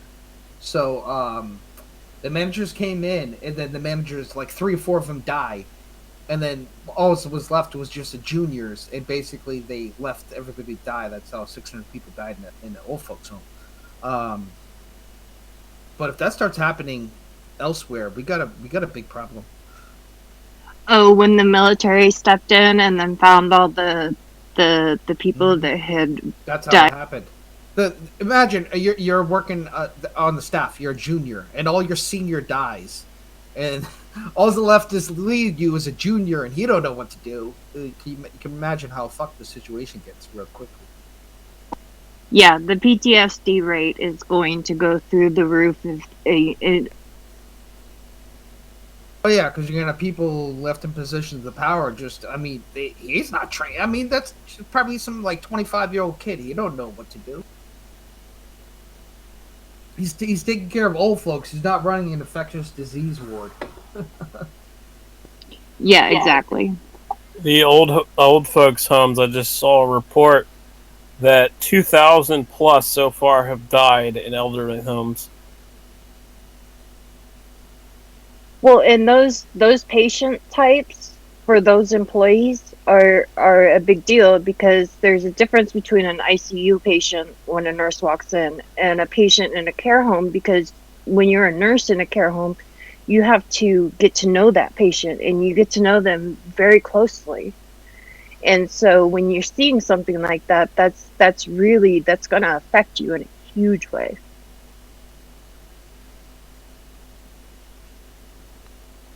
Yeah, so I guess like they lost 30 or 40 patients in like a single day, and then the staff died, and basically that was the end of that. They all ran. I don't know if I call them cowards, just a messed up situation. Yeah, exactly. And for I was $15 angry at an first hour, when I read that, but for $15 an hour, I mean, you'd probably quit too, wouldn't you?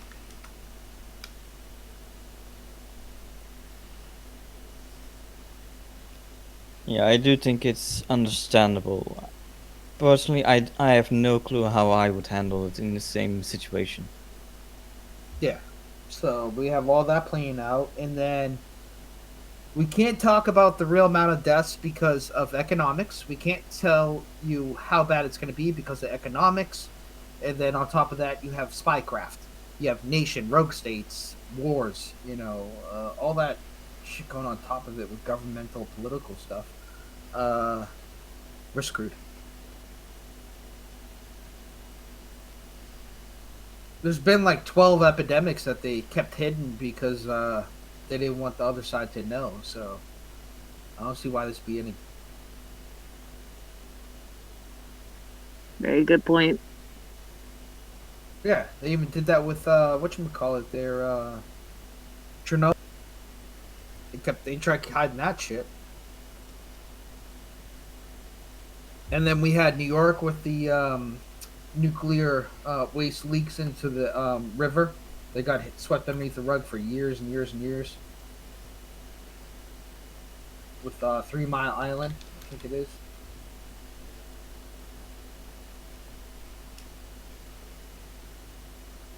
Someone from Finland came But back. I thought 3 Mile Island was actually It's that island in New York. it was It's island in New York where they keep all the nuclear. Let me look. yeah, but I thought it was contained.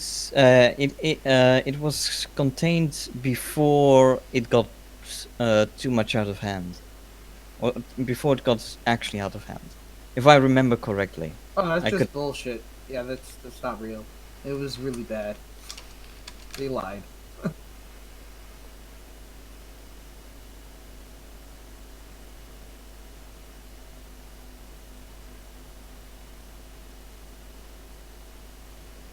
There was an explosion there. Here it is.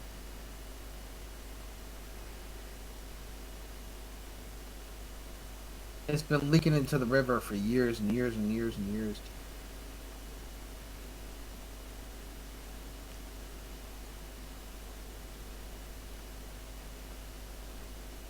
The U.S. projects a summer spike if stay-at-home orders are lifted. So they're expecting this to spike in the summer, as opposed to a second wave coming in the winter. Well, nobody can. That's all bullshit because It's all projections. It's Yeah. all speculation. tomorrow the new mutation could start creeping, and we wouldn't find out for another month. Realistically, because it has a 27-day incubation period, and then it would take another month before we would even notice it's a different, deadlier strain, because the amount of bodies would be dropping 10 times more. So we can't even tell for at least 2.5 months if that's even happening. So that's the reality of things. Well, and look at the death rate that we're looking at right now. I mean, it's been like I posted that it was 11,000, and that was shocking at that point. And then all of a sudden, Depends like on, 3 days later, it was 16,000. Well, it depends on what state what country you're from. Right now, Spain has a 25% death rate, and Italy has a 20% death rate, but as more recover, that drops. Ugh, Which is really that's high. absolutely true. I can look up the current stats. I'll post it.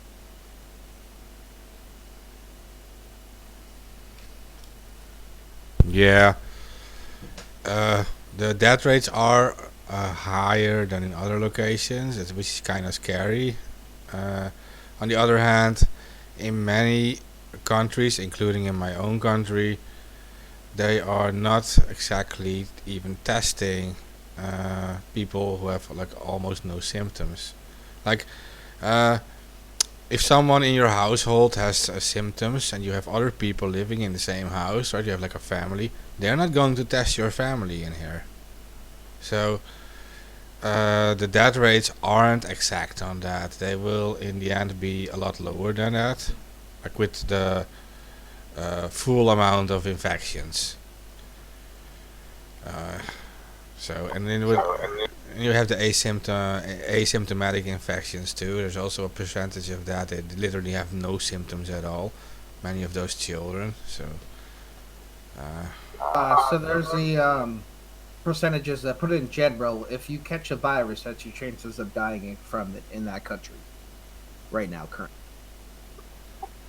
I just wanted to say, because I just looked up the current statistics, we are past 1.5 million, and that's for cases confirmed worldwide, with almost the U.S. having 500,000 cases. That's nuts. 499. 500,000 cases almost in the U.S. Alone.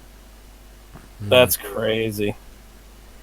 And for deaths, we're now up to 102,525.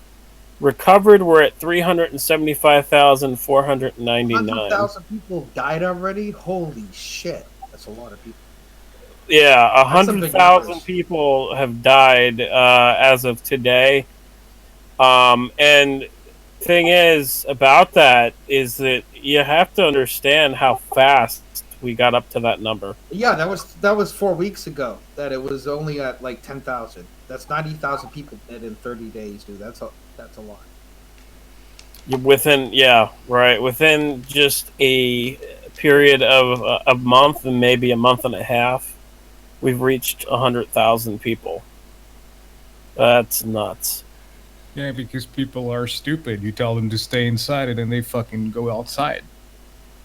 Apparently, Italy and Spain are really dumb because, well, I guess the kiss of Chinese because it's racism propaganda didn't really work well. Yeah, the thing is, it's not that. It's that there's at least two different strains of this, and we know that S and L, and S is the original strain, and L is more deadly. So How did that happen so fast? That doesn't happen in 30 days of the virus. Why? Why is this it's not 30 days of a virus, though. But yeah, you're 90 right. days of a It virus. We're talking doesn't about since typically November. happen. It doesn't typically happen within a few months. It usually takes Years. a year or more. Sometimes up to like Well, 5 years. Hold on, AK. So my knowledge is this: a virus doesn't need to mutate at first because nobody has antibodies to it, so it doesn't even get to that point of mutation normally because it doesn't need to mutate because there's nothing really to hinder it. That's what I've learned. Is that incorrect or correct? I have no idea. I'm not like a Does that sound correct, though? virologist. That sounds about right, right? I'm not a virologist. I don't know in regards to that. I do know that a virus typically doesn't mutate into a new strain within a short period of time. It usually takes a year, a year up to 5 years, sometimes even a decade, it's to exactly. mutate into a second strain. Yeah. So, we have two different strains here: the original strain and the more deadly strain. And I think the more deadly strain got into Italy and Iran. Are you sure it's a different strain? Are you sure it's not a mutation? So it's a different RNA? What the hell? How? There's two strains at least. It's S and L. Main strain. Yes. Yeah. Yeah. S is the original strain. L is the more deadly. Yeah. So you have to make a difference. Like, okay, so if you make it a little more clear, then we'd say this is not a different strain of coronavirus. This is actually a different strain of COVID-19, right? Like a substrain. So two strains. This has never happened before. Two new strains at the same time hitting the planet plague style. Yeah, it's weird, but I actually read that too, and it's like the first one was like the original one, and then you have the second one was like more aggressive. But and historically, Mark, have you ever think Mark for a second? Historically, have you ever heard of us getting hit with two different strain plagues at one time? What the hell? No, like, no, I'm no medical expert, but I've never heard of this either yet. So. Maybe it is actually pointing to something that is artificial, but it is like very dangerous to say it without any full proof of it. But yeah, this is what you're just posting about on the Reddit thing. Yeah, and the other thing to say about that is that the two different strains, we don't know kind of what strain is causing what issues, so we can't like differentiate this strain causes these problems and this strain causes these problems. Does that make sense? We don't have the data points or the time or the history yet. Right. Yeah, right. We don't have enough data, right. We don't have enough data to determine what strain is causing what problems, and obviously we could say that the more aggressive strain is going to cause more serious problems more than likely, right? So we can kind of like but then we have use that to deal with. Jesus Christ. Yeah. Right. But what I see, in my opinion, and we haven't been able to really differentiate this yet, and kind of come up with data points for it, is that we don't know what countries have which strains, or if these strains are in both strains are in Multiple countries. different countries. And the thing is, I think, in my opinion at least, it looks like the more aggressive strain is in Italy, and the more aggressive strain is in Iran, and potentially the more aggressive strain is in New York, because we're starting to see like mass deaths out of New York. Like bodies are dropping like crazy. Yeah. Like, there's thousands of people dying a day. We're up to, I think it was like last time I saw it was 1,700 people died in New York today and yesterday. Yeah, they were saying someone dies of coronavirus every 2.5 seconds right now. Yeah, that seems about accurate. Yeah, it is. You do have to make it a little more like relevant to other diseases. Like I mean, like during the same time, during this COVID epidemic, around 59,000 people died from normal flu, right? Which is like Yeah, far but less the deadly. normal flu doesn't. This isn't the normal flu. That's what we've been discussing. No, This is not. no. But you still have to compare it to different diseases, which. But no. But my Well, problem. I have a couple of problems with that. I've never seen them treat an old person over 60 years old as walking dead because they had the flu in my life. Ever. I've never seen this type of response. Oh, Well, and the flu runs with the comorbidity aspect to it as well. What was that, Katie? The flu has a comorbidity aspect to it as well. So those are people that already have a condition, and the condition, it's like pneumonia. So you'll have a condition that weakens your immune system, so that's how you end up with the flu. And then when you pass away, the flu is what killed you, but your condition underneath it is the thing that caused you to be susceptible to the flu. Does that make sense? Yeah, and typically old people or older people, they're more susceptible to get infected with the flu because of their immune system is weaker due to being older. In most cases.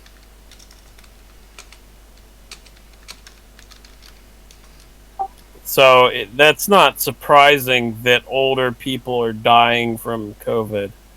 What's surprising is that the younger, healthier people are dying from this. The flu, typically, when it kills people, it typically kills mostly older people. I would say 50 and up. But this is killing people that are under 40, under 30.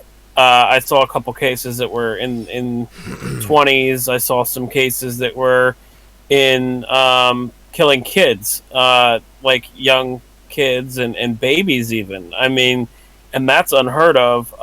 There are some rare cases where the flu will kill kids and even babies, but that's not typical. It's normally the older people who get affected by it and end up dying. So I heard of a 16-year-old who died from this, but he had respiratory issues prior to getting infected with the virus, so that's why he died.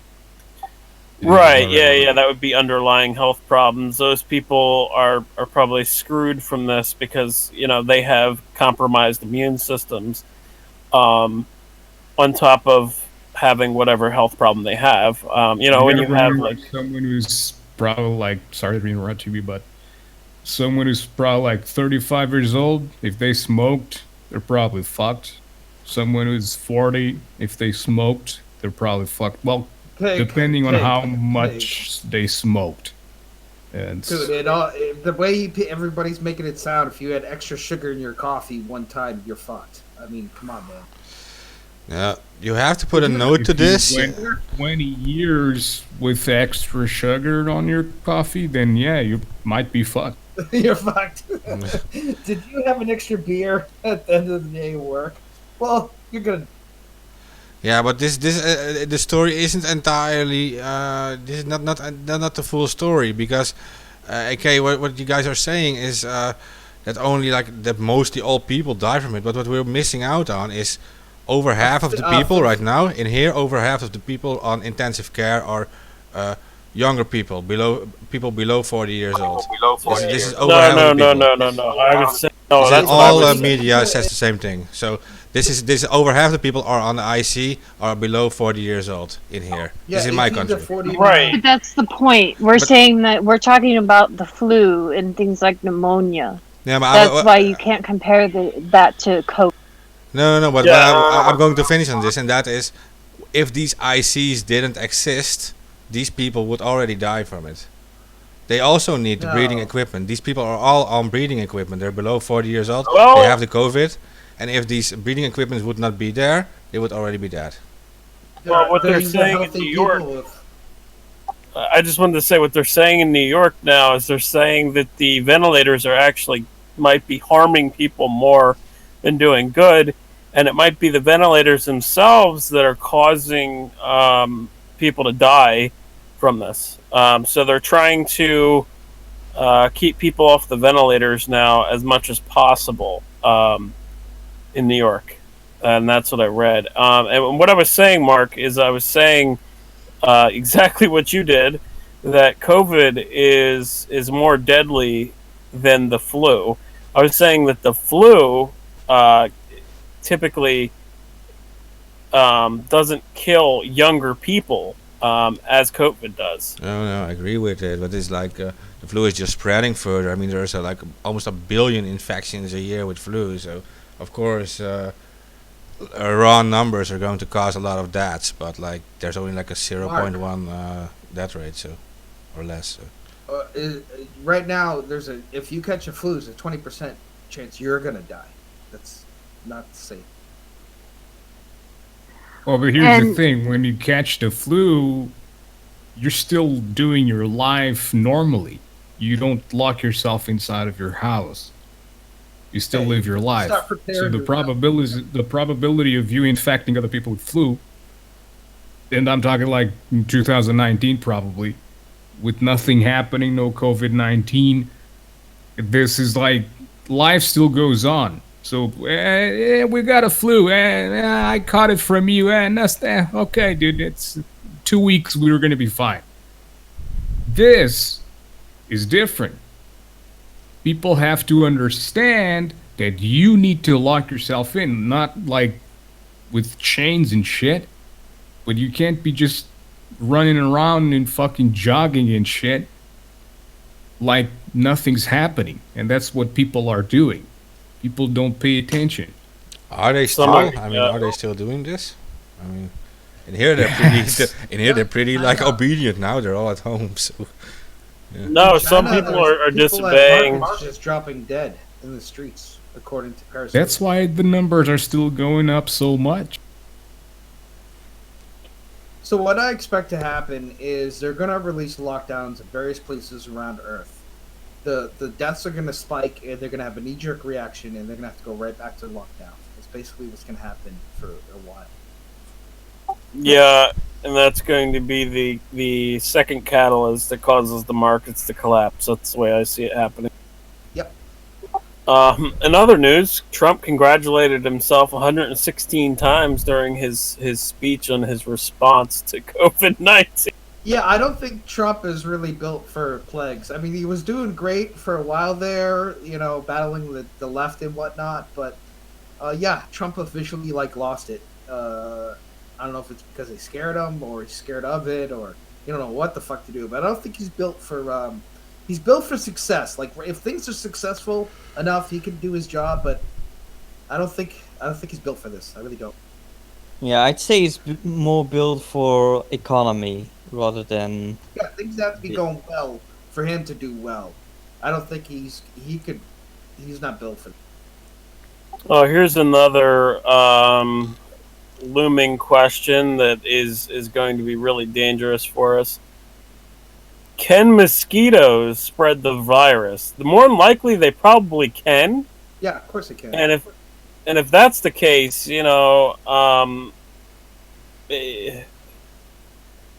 fuck, man, Well, I don't I know. read somewhere that let's take a look tiger at that claim. was- Hold on.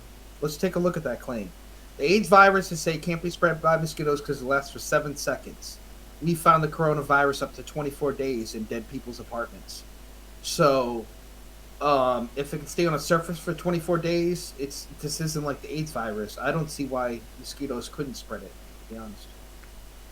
I read somewhere that a tiger was confirmed with the virus not too long ago. So That's true. So the Yeah, thing is, yeah. jumping Tigers, species- cats, dogs. Yeah, I've read all that too. Dude, how is that natural? What happened to the species barrier of viruses? Wasn't that a thing last time I checked? Wasn't it very rare for it to jump species? Like We don't know. Yeah, but we don't know if it can jump back. Like it can spread to animals, but we don't know if the animals can spread it to humans. If the animals can spread it to humans, we're really fucked, because at that point we won't just be having humans die; we'll be having animals die, and we'll be having animals infect humans. It'll get really bad. Worse than it could get vegetarians with now. just humans.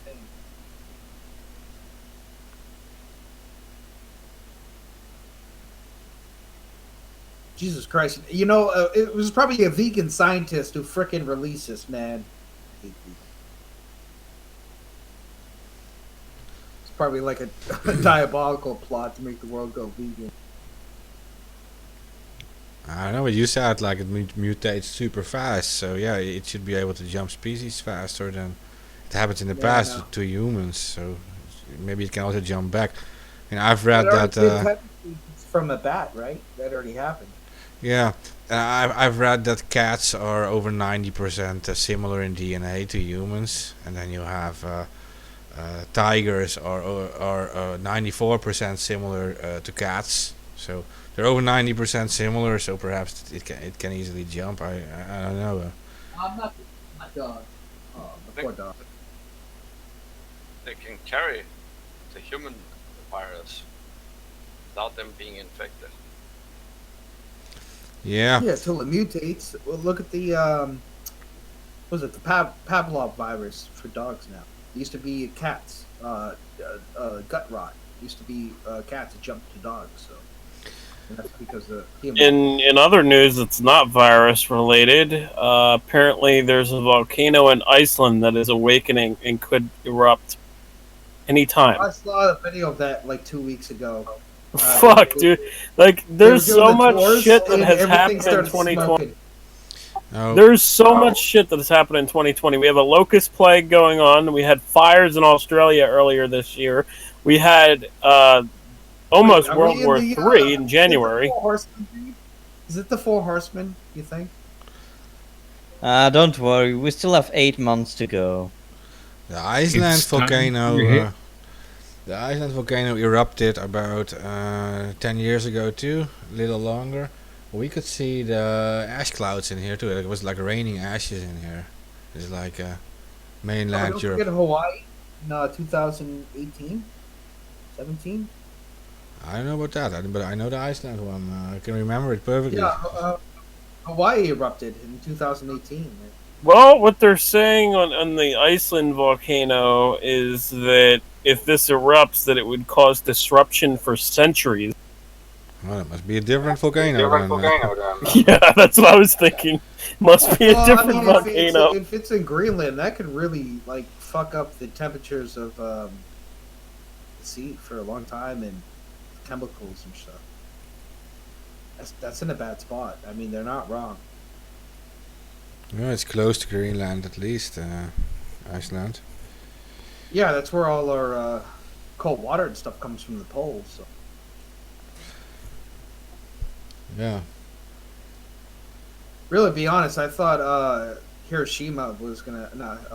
Wait, what's the nuclear power plant in Japan that got taken out by the? Fukushima. Fukushima. Yeah, that one. Yeah. I thought that was going to cause a lot of more damage, but I think they're hiding it anyway. So, I just really think, not to sound rude to anybody Asian, but I think Asian people are have a superpower against radioactive materials because they don't really seem to be affected. So do I. I drink heavy water every day. That's the secret.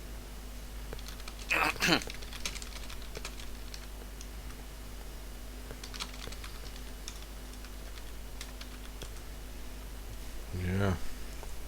I gotta go. I hope to talk to you again soon. Yeah, we can go live more often. I mean, I think, yeah, we can start with once a week, but we can do more often too. I mean, we're all forced to sit at home anyway, I guess. So. Yeah, they're talking. In New York, it's a 5 p.m. curfew. They're talking about 3 months in jail for violating curfew. Yeah, I saw that. How does that make sense, though? It's like we're freeing the rapist and murderers, but if you cross curfew, you're going to jail. Like, what the?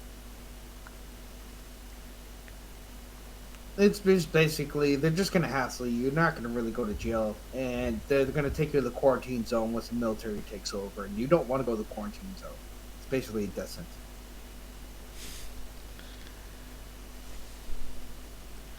Yeah, it could get that far. It's like bad It all horror depends movie what strain material. 2 does. I mean, mutation 2. It could be benign. That happened in one of the coronavirus strains. The second mutation was benign. It just petered out. It was like not even Yeah. recordable. Yeah, but you're giving the Spanish flu example. Yeah, that is like that can happen. Like that's like the Well, perfect example. Like, the- go ahead. 68 to 72. There was a corona strain number 3.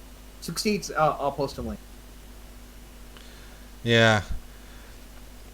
Yeah, I'm just mentioning the Spanish flu because everyone remembers it. Like there are like, literally like we have like graveyards in our town. We live in a small town, and there are like graveyards, and there are still like these old gravestones of all these people who died during the Spanish flu. I mean, and it was pretty innocent before the summer, and then it died out in the summer, and then it started after the summer, and like all these people started dying like in massive numbers. Yeah, this is so I just posted it in general. That's coronavirus strain number 3, 1968 to 1972.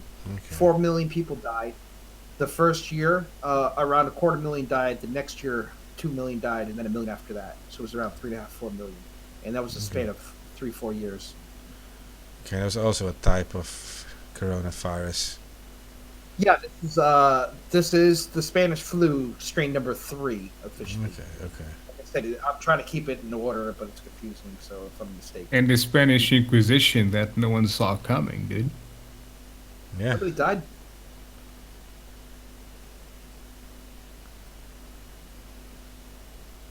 Here's one. The coronavirus has reached an isolated Amazon tribe. Fears grow; they will be completely wiped out. I'm expecting 80% population reduction in the rainforest in tribes, and 70 to 90% in Africa, and 60% of the population lost in India in the next 2 years. What about the U.S. and UK and the EU? 20 to 30%, just like it is right now. Because we're not that stupid. No, I mean no offense to those countries, but India has good. Never underestimate humanity. We can be more stupid than you can ever imagine. Well, I have hope for some countries. You know what I'm saying, and Yeah. others I don't. Simply said. I mean, I think we can. India, they still have black plague and leprosy. They're very dirty people. They take shits in their drinking water. Let's just be honest. But they have tech and doctors. That's why I'm giving them 60%. Now, Africa, their medical technology is a rock in the face. So I'm just going to have to call it like 80, 90% for them. And then the rainforest people, they just don't know any better. So they're probably going to lose a good 70%.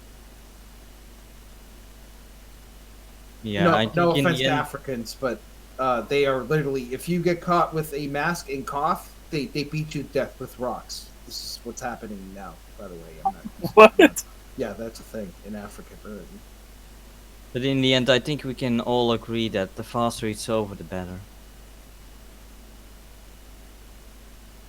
I think it's safe to assume that the African population doesn't understand how viruses work when you beat somebody to death with rock and spray blood everywhere. But, you know. Yeah, I saw a video of somebody in Africa beating a guy who was wearing a mask. I was like, what is going on? Oh, if you cough, you're basically dead. If you cough in public, Yeah, I saw that. They will Yeah, kill that's you. exactly what I saw. Yeah, that's happening all over. I didn't post it because I was like, all right, well, if I post something like this, Twitter's gonna like fucking flag me for like racism or something.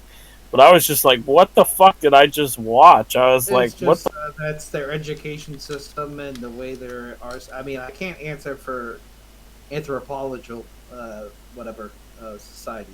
You know what I'm saying? It's not my. I mean, if your medical technology is a rock in the face, your medical technology is a rock in the face. There's not much. But yeah, I did. I did see that where a guy coughed and then he was like fucking attacked by like a mob. I was like, what the fuck? Oh yeah. It's like, holy sh. Yeah. So they're screwed.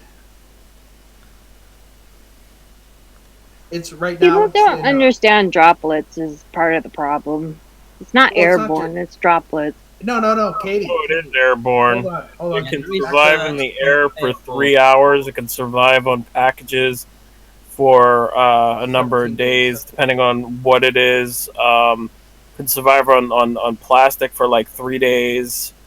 It can spread throughout the air, like within like I think it's like they said at first they said 27 feet, then they walked that back and said like 18 feet. But point being is, yeah, it is airborne. It can spread very, very easily. It's very contagious. Yeah, so what that means is that just if you walk in the room and you have skin contact, you're infected. Then it later turns to body fluids like a normal flu. This is a two-stage infection virus. This also screams bioweapon again. I mean, there's just nothing natural about it. Do you know how rare it is for a virus to have a two-stage airborne body fluid infection type? That's not normal. Well, but that's the thing. Droplets hang out in the air. So The virus itself floats in the air because it's lighter than air. So like you just bathe in it, and it touches your skin, you're infected. That's not normal. well, there was information that was put out by if it was the CDC or who I don't remember talking about the fact that it's droplet. That's the reason that it survives in cardboard because it's porous. But droplets do survive in the air. That's why the negative pressure rooms are important because it pushes the droplets down out of the air. That's why they say that the mucous membrane is the most important part because your mouth and your eyes and your nose and anything that has a mucous membrane is going to catch it if it's in the air. Does that make sense? It infects you if it touches the mucous membrane. It's the opposite. Yes. Well, no, you don't understand. As soon as it touches, it's going through your skin. It doesn't matter whether it touches. If it touches your hair, any part of your body, you're infected. This is not like what you're referring to is like normal flu standards, like the common cold. Don't touch your mouth, your nose. That's stage 2. Can you give me a reference to that? I'd like to read that. Yes. It's very rare. Please. That's why, yeah.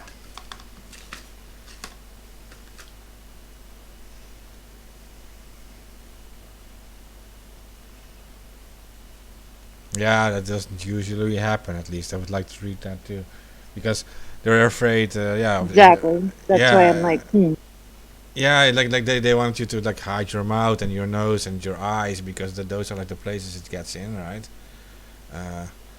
Yeah, So, yeah. that's another thing to say too. Most people are only covering their nose and their mouth. They're not covering their eyes, and the virus can actually seep in through your eyes, and Oh, that's true. not typical. Besides Ebola, the Ebola is the only one that I know that can spread like that. And then you come back to the Ebola proteins found in the nucleus that has been reported. So, like, it always, ugh. That's why Ebola and HIV medication is the best to treat it. Why do you think that is? It's not by accident. Yeah, that's the way I see it too, to be honest. And the thing is, as Mark said earlier, the medicine that they're using to treat this is actually very dangerous. It has very dangerous side effects that include death. Yeah, the ritonavir. People can look into that, and you see a side effect. You see heart rhythm problems and all these things. It has like literally the side Yeah, effects. arrhythmia. Yeah, and then you see that the number one pre-existing condition is actually cardiovascular disease. I'm thinking like you're treating them with the wrong medicines, I guess. They're not going Oh, wrong. I've been watching press conferences from Trump and like live tweeting them and using the emoji for cursing because I can't stand the things that he says.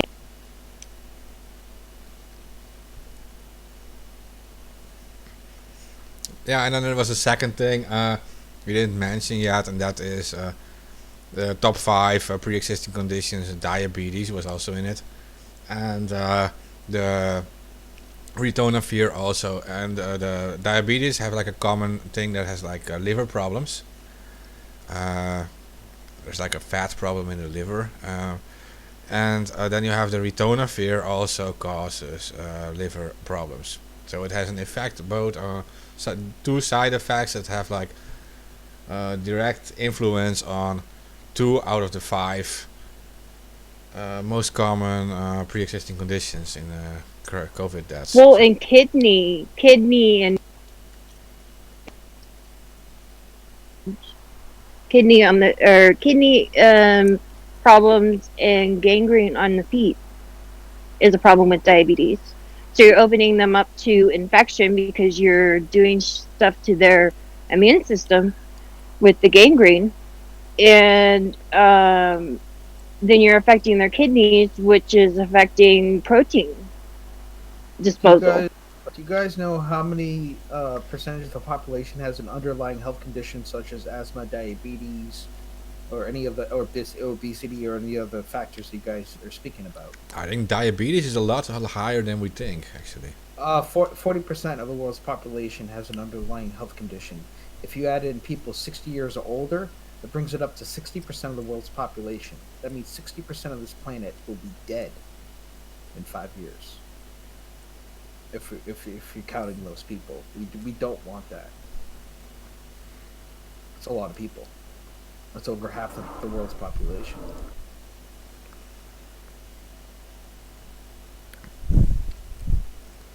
Yeah, well, in China, for example, each year about 13 million people die from chronic illnesses in a natural way. Like, that's what they call it, natural death.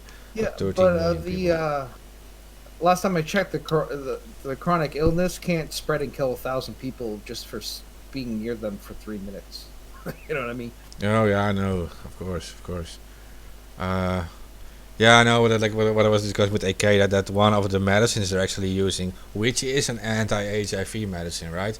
But it has these side effects that actually affect these specific pre-existing conditions so much, and that's why I'm still feeling that maybe these are not the right medicines right now. But Oh no, we didn't get chloroquine. We spent like $1,000 on medicine. We got inhalers. We got we got antibiotics, a bunch of other stuff to help. Vitamin C, zinc bottles, a whole bunch of crap. And, for yourself. The antibiotics was like $600 by itself. Yeah.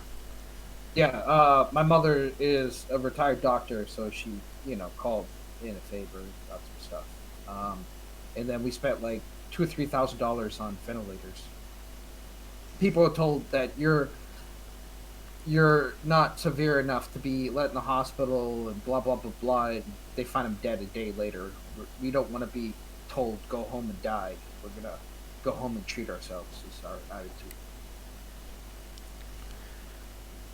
Yeah, I wasn't mentioning, by the way, that chlorocovin or something, but if I was mentioning ritonavir and lopinavir. Those are two anti-HIV.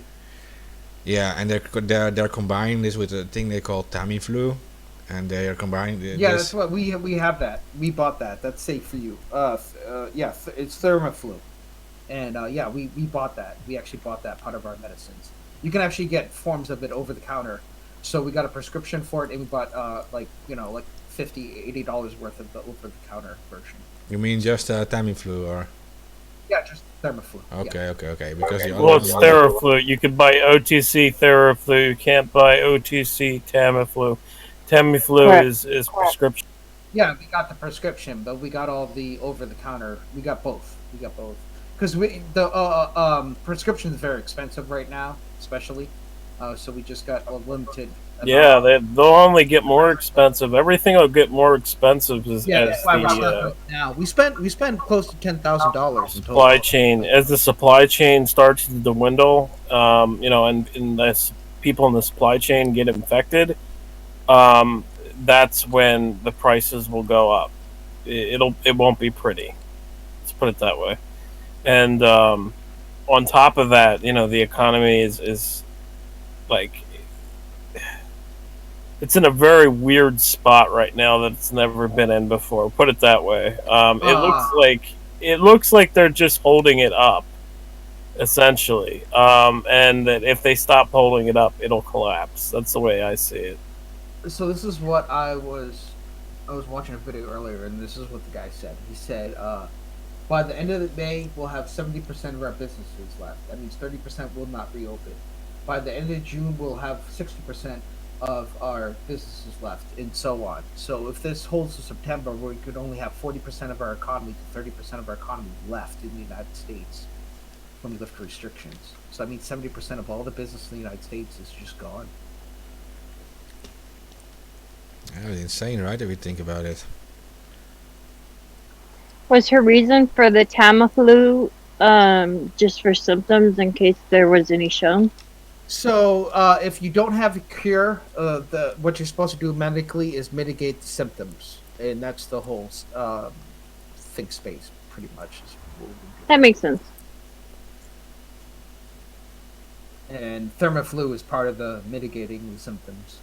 You got Mucinex, antibiotics, and people tell you, well, if you take antibiotics now, you could get a super bug and blah blah blah blah blah. Well, if you're dead, I don't think that really matters. And plus, but there is a risk of a MRSA type thing happening. I don't if care. people I are don't taking care. antibiotics But without. there's also without you're lucky that you have somebody that knows what they're doing, but there's other people that will be taking things like cephalexin, and they don't even know what it's for. Oh, You know yeah, what I mean? no, I'm So just, they're creating stuff that they don't even realize that they're taking the wrong. Because antibiotics are a powerful thing. Yeah, but, my mom works you it know. all out for me. I don't. She just hands me a pill and instructions. Yeah, and that's only for emergencies. We're not using those pills unless somebody's sick. And the reason you have to use them, if you guys don't know about the coronavirus, so what happens is it mutates in the lung tissue, and it starts replicating out of its dead cells, and then it creates terrible mucus, and that's where you get all this. Then you get terrible congestion. You need the antibodies to help clear that out, and as well as you need nasal spray because that mucus, the dead cells, your body will bring up to your nose to get blown out. You need to clear that out with nasal spray. So we got a bunch of nasal spray and shit. There's all types of stuff. I don't know. It's weird. I never planned on surviving the plague before, so forgive me if I'm not the best.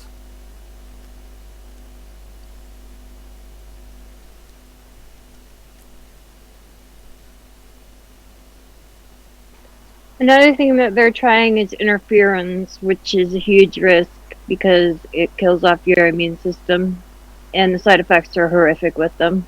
Why would they be talking that I have a way? massive problem with that. Yeah, that's true. I saw that and I was like, oh god. This has to be a bioweapon. What the reaction to it? I mean, I don't. Why would they do that?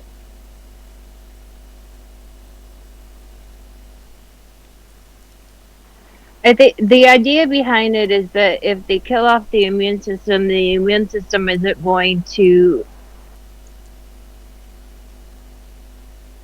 Yeah, but I mean, if you kill off the immune system and the virus survives, you just basically put a shotgun to your face. Well, they're saying that the virus is causing people's immune systems to actually kill them. Because they're saying that the virus isn't the thing that's killing people; it's the response. Exactly. So I see what they're doing, but I don't see like it'll have more of a long term effect. If you kill off somebody's immune system, that's not going to, that's an everlasting effect.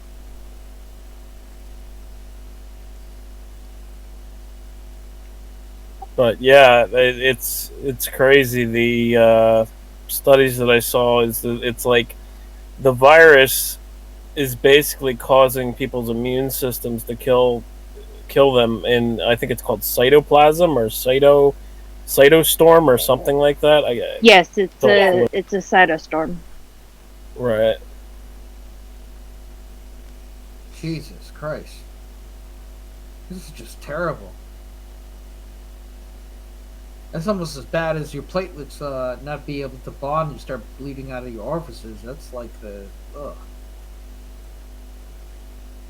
Yeah, I haven't No. seen anything like you said about bleeding in the eyes. I didn't Yeah, that's see what that Ebola anywhere. does. Yeah, that there was it's videos. Yeah, I know that's Ebola, but I didn't see it with COVID. I haven't seen that anywhere. In China, they had some leaked videos, and it's buried, and it's out on the net though. You can find Interferons mess with your immune system something terrible, and then what ends up happening is if you get even the slightest infection, it spreads. it. So you get And then you've got septicemia. yeah, it can cause sepsis, and what are you gonna do? Yeah, You then can't go need to the lots of emergency room. antibiotics in Lansing. You're gonna have to drain everything. Exactly. And how many people know how to do that professionally? And I those mean, are I know painful how to cut. do that, but I don't know very many people that do.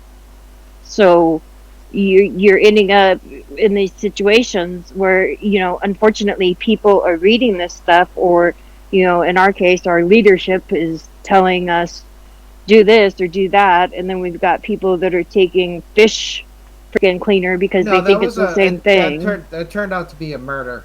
She just murdered her husband and blamed it on Trump. Oh, I didn't read that. Yeah, she basically put it in his food and put a little bit in her cup to make her sick, and then blamed it on Trump, and she got caught. Jesus. What? Yeah, she was just a crazy woman. It happens. I The did not media read wanted that. to I it. read that there was several people that took fish cleaner. Yeah, that doesn't even make sense. That's just Darwinism. That's It's just like dumb. saying that bleach kills a virus, so I drank some bleach. It's Trump's fault. I saw that shit being posted around fucking 4chan. I was like, oh my god, if anybody does this, they're fucking stupid. Exactly. Yeah, that lady killed her husband with it. It's fun. She got caught. Jesus Christ. Yeah, it turns out she was a rabid Bernie supporter. Who would have thought? Well, I mean, here's the thing. I mean, people are going fucking crazy. Yeah, well, the left and right were in a coup against each other and having a small civil war with the American public in the middle for the last couple of years since Trump's been elected anyway. So it's not exactly been cool. It's not even about just politics. It's literally just people being put into isolation where, no social interaction. Also, and on top of that, like having to constantly deal with your spouse or family. Yeah, people are It'll killing cause you to their go wives. nuts. Well, let me ask you a question though, AK. So it's all right. Everybody's going nuts. You lift all the restrictions. Now instead of 50 million, you have 500 million dead in 2 years. Like that's going to cause even more problems. You think the economy is screwed now? Who's gonna work if everybody's dead? The robots. Oh yeah. Well, and that's the way we've been going. I mean, look at like even McDonald's. Like they have kiosks where you order your food now. I mean, Right. we've been going down this road for a long time, and How do people you touch a didn't even kiosk? notice it. One person comes on the kiosk. Well, AI is almost to the point where it can take over all jobs. I say I say give it another 1 or 2 years, maybe at maximum 5. But I've seen some pretty advanced AI technology, being able to cook food, being able to drive trucks, being able to unload trucks. Those types of jobs can all be replaced with robots, and I think that this pandemic will really spawn an advancement in AI technology in the grocery industry, number one, and medical industry, number two. They were already actually using robots in some hospitals to take care of some infected patients. But then I believe after it spread more, I think they stopped. But early on, we saw some robots being used to take care of patients in like these weird bubbles. I don't know why they put them in these weird bubbles, but they did. Oh, I have a picture of that. Hold on. Yeah, they put them in these weird like bio bubbles. So again, that type of activity, it's like you would only do that in a bio situation. Also, other things you would only do in a bio situation. I've never seen in my life. All the viruses that we've gone through. I've never seen hazmat suits, full hazmat suits, disinfecting planes, disinfecting trains, disinfecting ships. I've never seen that. You know, you would only see that type of stuff if it was a biological weapon, in my opinion. Good point. Don't forget mobile body incinerators. Those were in China, though. Yeah, But they had these mobile incinerators yeah, that I they posted sent in out. general. Check it out. Coronable. All right, that was a good one. That was a good one. Instead of Chernobyl, coronable.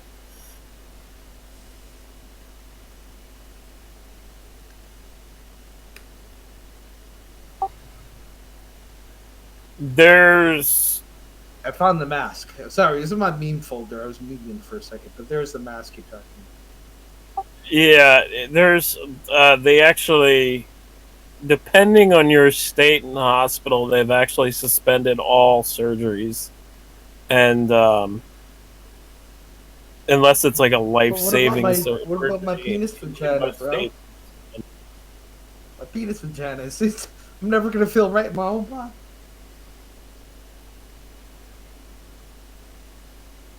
I'm joking. Sorry. I just think it's funny. Yeah, I agree with you, Amber. That it's very concerning that the virus transmission from animal back to human, if it can jump from human to animal and then animal back to human, that's where we would be really, really in trouble. That's the thing that scares me the most. That right there. Well, they were killing all the dogs and cats, and they have an animal task force. They're reporting killing all In China, yeah. Yeah. Yeah, there was people throwing their fucking animals from like their buildings and shit. I was just like, oh my god. I'm like, that's what I mean. No offense to Asian people, but they're very they lack empathy. They really. Even if my dog had a virus, I would be throwing him out the fucking window. Jesus Christ, have some humanity. Well, and that's something that I don't mention, because I don't want people to get ideas about that either. Well, no. Because people are just. That's just. Well, I'll tell you a story real quick. That when I think it was somebody on this show that said this, when somebody was growing up in China, they were actually given a pet to grow up with, and then when they got older, they were asked to kill the pet, and they do this to kind of train the person not to have as much empathy. So Towards animals, you mean? yeah, I'm not saying that Well, all scars, Chinese do scars that. one for all. I remember somebody told me that. I don't know if it was on this show or where it came from. I just remember somebody told me that, and I was like, "Well, that's really fucking bizarre."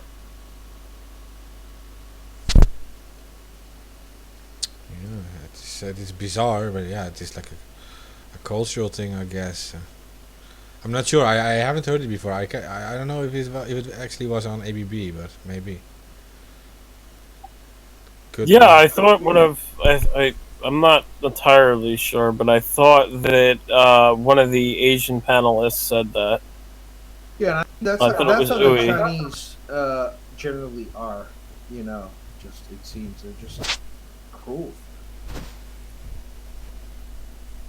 Well, I won't say anything on that note, but yeah, I just heard that that was something that somebody was involved with. How about Bill Gates and what was it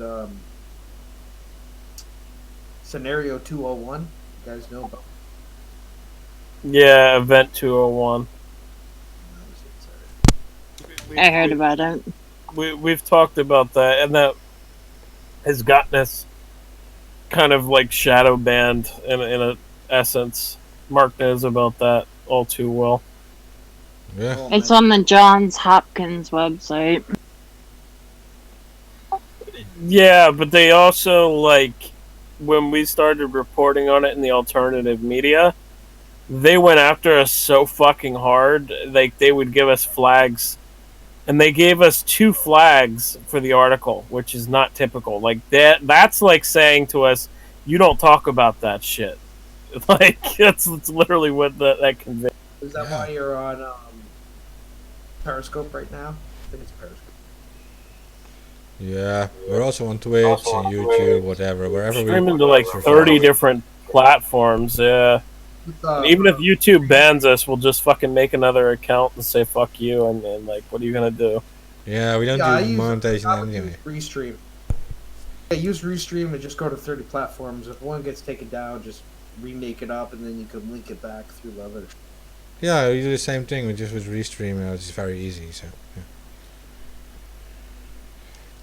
We'll just keep making accounts. They can't do anything. Yeah, and we can always upload them manually to like BitChute and stuff. So, yeah. But no, so that's the videos of that event 201. You see them disappearing from YouTube. Posts get killed, accounts Yeah. get killed. So yeah. Yeah, they like started to like pull them down, especially the conspiracy ones about Event 201. They started flagging them number 1, and then number 2 deleting them. That the author deleted them themselves, and it's like, no, I didn't.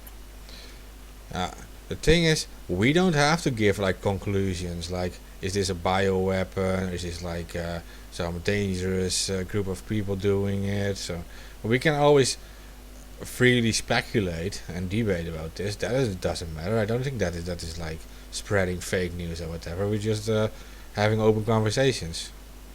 Well, the thing about it, Mark, is like, you know, we're not like just saying, hey, it's a bioweapon. There has to be standards here. Let's look at the markers. Let's look at the data points. And we're looking at the data points. And it's not pointing towards natural, at least in my book. I don't know what your book says, but I don't have it that way.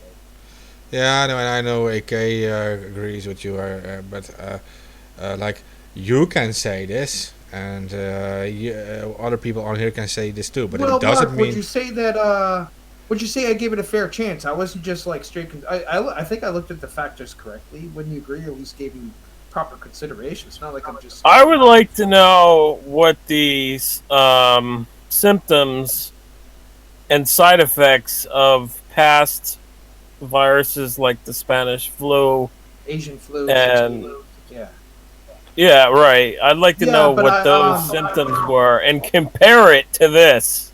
See, you have to be careful because I have seen other people do that. They'll take like influenza A and go compare it. No, you have to stay in the coronavirus family to compare it. That's how I did it. Yeah, that's fair. Well, yeah, I'm not going to compare But other the. people were, and I was like, you can't do that. That's not how this works. Well, yeah, you have to compare the family of the coronavirus family to the coronavirus. Yeah. I mean, that's like common sense, but whatever. Yeah.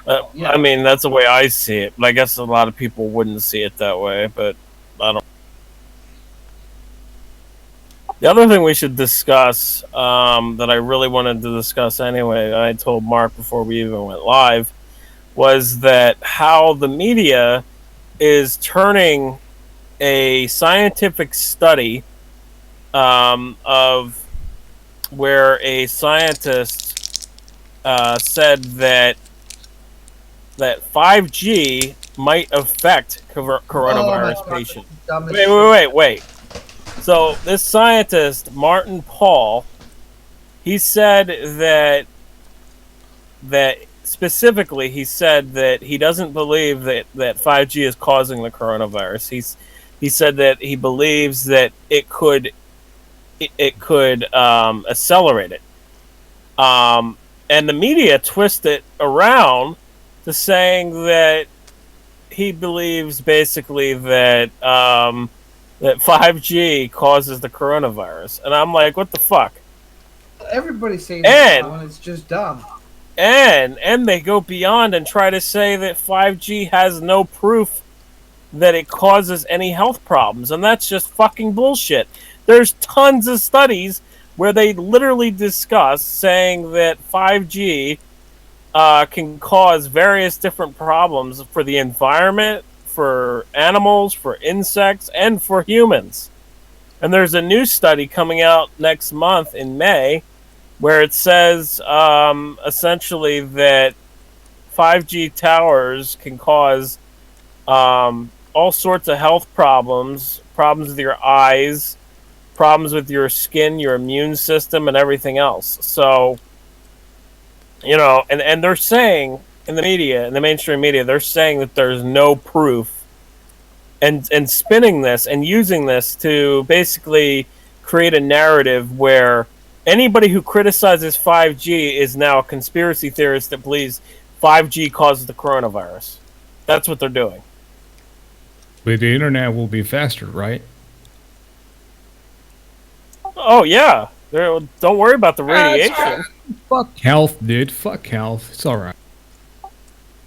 It's so insane. It's like, and people who don't understand frequencies, for whatever reason, seem to think that increasing the frequencies to under right now where 4G is under 6 gigahertz, to increasing the frequencies to 30 gigahertz up to 300 gigahertz won't cause problems. Are you kidding me? Yeah, I read somewhere the brain uses like 6 to 8 hertz frequencies. That's the other thing that like I don't understand how people don't get this. Our bodies, each organ, lets off frequencies. I don't know, like your heart lets off a frequency. I just don't know what it is off the top of my head. Your brain, it lets off a frequency. Your lungs, they let off frequencies. Every single part of your body lets off a fucking frequency. People forget the whole issue that was brought with cell phones in the beginning, because I remember when cell phones were introduced to the market, and it was a huge issue when they were introduced to the market. People were concerned about it, and there was a whole thing. Don't put your phone, don't put your phone or your cell phone too close to your heart. Don't be careful with how long you use your cell phone, because of keeping your cell phone too close to your brain and your ears and this and that. Well, apparently everything was forgotten, I guess. Yeah, there's a memo. It's called the War Game memo, and basically in 1994, after a scientists said that cell phone radiation can cause cancer, Motorola sent its media strategy team a memo where it said, "Wargame the science." And ever since, they've been wargaming the science in the media. And the thing is that people don't understand, again, is that each part of your body lets off a frequency. On top of that, these 5G towers that they want to use for 30 gigahertz up to 300 gigahertz, there's a weapon in the US. It's called the crowd control weapon, or LRAD, right? You know how much frequency that uses? Just give a guess.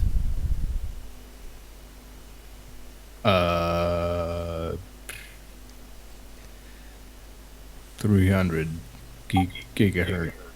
Nope. Anybody else? Guess? I don't know, like I just explained. 90 gigahertz.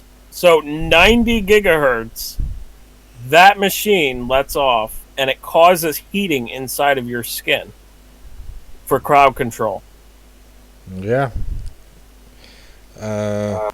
This is how they test it. How damaging is this electro radiation, and they tested it here in my country on bags of water.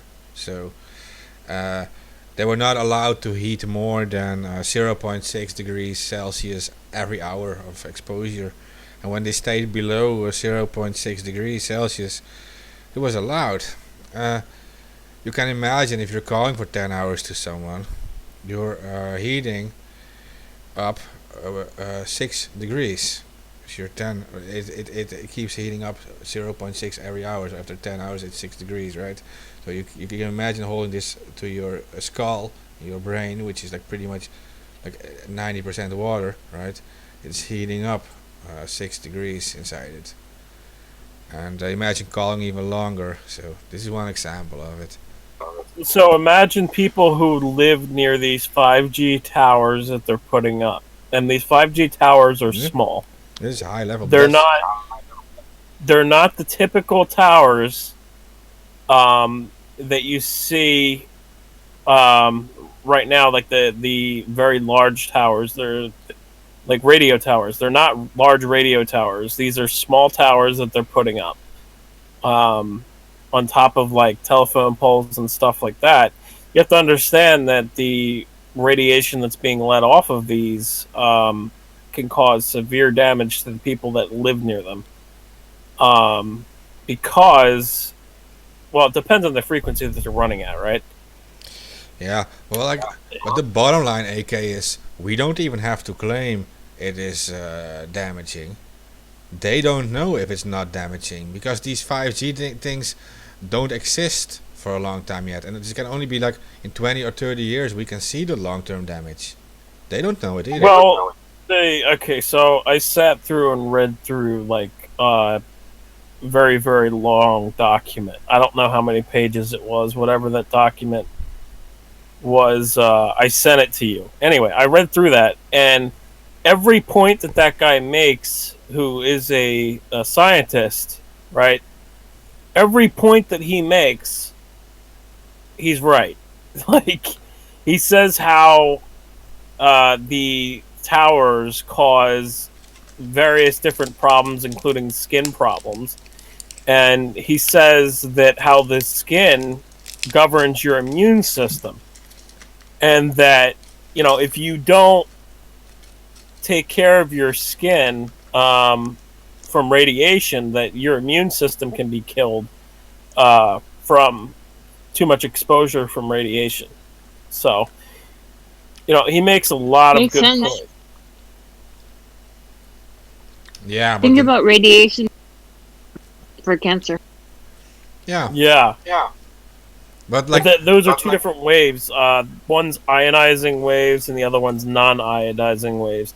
5G is non-ionizing waves, but the thing is, or ionizing, not iodizing. God. Anyway, but the thing is, there's so many like research studies on 5G, and they push in the media that there's nothing, that there's no proof. There's so much proof out there; it's ridiculous. Well, we were Like, already dealing with this with the UMTS. Like we have almost no restrictions here in Western Europe, and in the US there are almost no restrictions. In Switzerland and in New Zealand, the restrictions are very very high. I mean, the phones we use can't even be used in public places in Switzerland. So uh, they obviously have a very different opinion than we have about things. Depends on where you are, right? It's like they pay millions and millions for these cell towers, and right, yeah, and in Switzerland it's very different. right. They auction off the gigahertz. It's fucking so strange. I was looking that up, and I was like, what the fuck? They literally do this? Like, it's so weird. Yeah, it's true. Yeah, the auction off the coverage because there's different providers and they all want the best coverage. So yeah. Right. So they're actually auctioning off the frequency bands. It's so weird.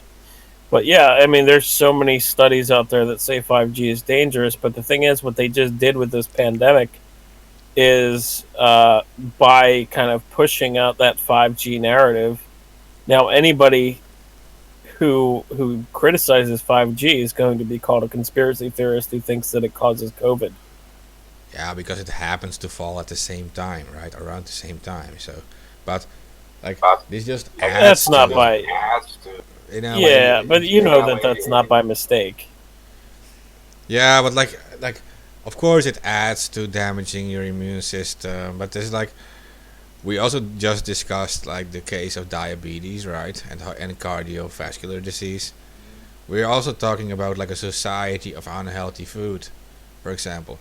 They're well aware of this too. They're well aware of what the effects of this is, and like the super high amount of sugar in all the food you can get from the big manufacturers. The manufacturers and distributors, which are obviously always providing the cheapest food, and the food that's available everywhere. They're well aware of this. I mean, Well, you made a good point, like about like people who already have weakened immune systems and people who have underlying health conditions. How the hell does 5G affect them? You that's a know, good like question. these are things that we need to discuss and need to figure out before we roll out a technology that has the potential to cause so many health problems. See, Um, there is like I think the perfect thing you could say. You need a clinical trial, just like you have for medicines. If it has to do with human health, you need a clinical trial for it before you release it to the market. right. And the thing is, like, you have some scientists that are paid off by the telecom industry who are saying that it's safe, and then you have others who are saying that it's not safe and that it has all these other problems and that it's going to cause this and that, and that there has been no study, which is true. There has been no real life study up until May 1st, coming up next month. Next month, they're releasing the study, and I already read through one of the guy's papers.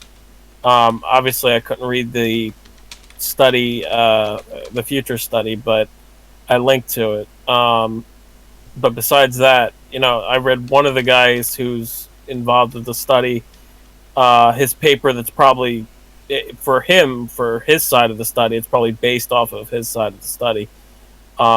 So his paper discusses a lot of things, and it discusses how this is like the most unethical experiment in human history. He says in his paper, it's like his title. His title of his paper is literally the most unethical experiment in human history, and he discusses how there's no proof that this is safe, and that basically the world governments are okaying this technology because they have contracts in it, and it's insane.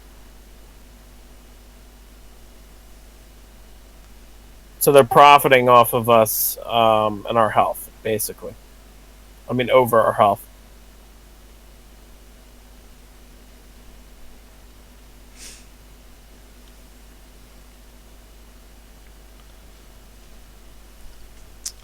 Yeah, yeah, no, I'm with you on the whole on the antenna thing. It's not proven it's safe yet, so it needs to be delayed. And but I'm not going Well, to. birds dropped out of your sky. I mean, Yeah, remember that one? yeah. But yeah, to link it directly to the COVID thing. Yeah. Well, if it's harmful, it's obviously going to damage your body, and it might makes you more susceptible to diseases. That's true, Well, of if course. you're, I mean, it's common sense. I mean, there hasn't been a study for it yet, but it's common sense. If you have COVID-19 and you live around a 5G tower, you're probably going to have increased effects. You Okay. know, like why wouldn't you? I mean, the your immune system's already compromised, right? You know, so there's no study on how 5G affects people who have their immune systems fully compromised. You know, how is that going to affect somebody who has like diabetes or who has like a heart condition or who has a virus? You know, like we don't know. There's no study out there for that, but we can make a educated guess based off of the scientific studies that we do have, and we can say that it's probably not going to be good, and it's probably going to have some type of effect, as Martin Paul wrote. Yeah. So, No, and I agree with it. The only thing I have a problem with is the focus. That people are only like putting the focus on the 5G, but they are forgetting all these other things in society that are actually causing these pre-existing conditions and like destroying your immune system. Like what I said, like the fast food the situation, people moving towards like a digitalized society that they don't move, they don't get like they don't do enough sports anymore, and they eat all day fast food and all these things. It adds to the creation of cardiovascular diseases. It adds to diabetes, and then we're talking about harmful chemicals which are used in the food production. Like you talk about like the Monsanto fertilizers, right? We're talking about the whole production change being poisoned with the chemicals, and that causes the third thing of the five most common pre-existing conditions with COVID. That's cancer, right? So you already have got 3 out of 5 of the list that are also caused by other things. And I wouldn't be surprised if 5G adds to that too. But we have more things too, and I would love it if people put focus on those things too, right? But, I mean, it would only be fair. Like it's just not healthy. Like you have especially the GMO and chemicals in the production chains, and using the dangerous hormones in meats and stuff. Yeah. We need to add that too.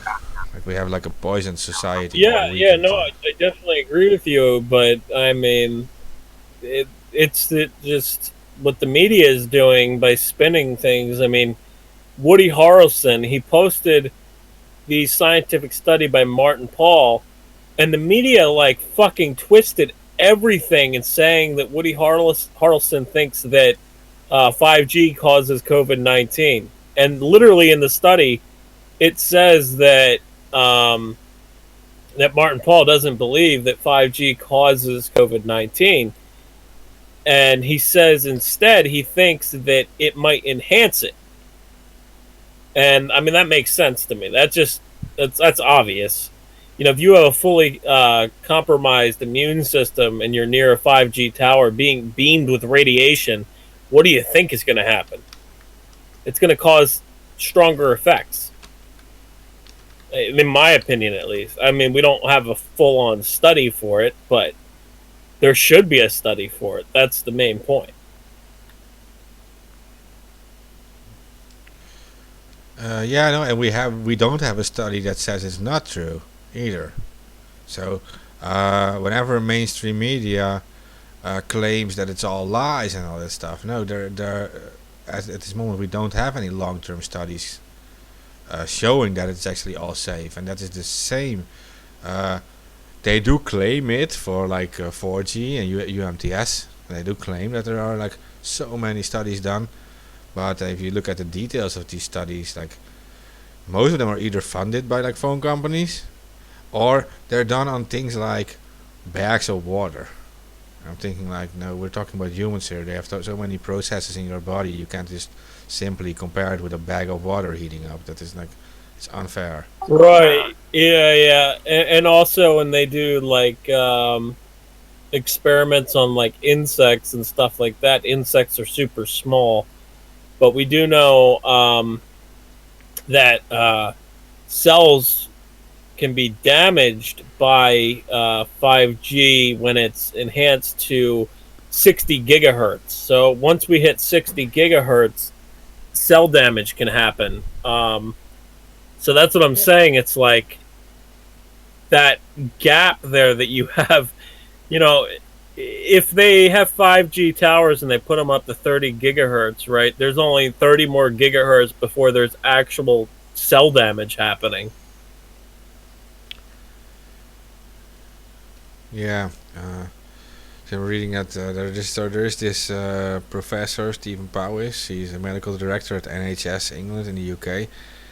And yeah, he says like that 5G is much like 4G and 3G. Radio waves are low frequency, non-ionizing radiation, and they are simply not strong enough to heat your body and weaken your immune system.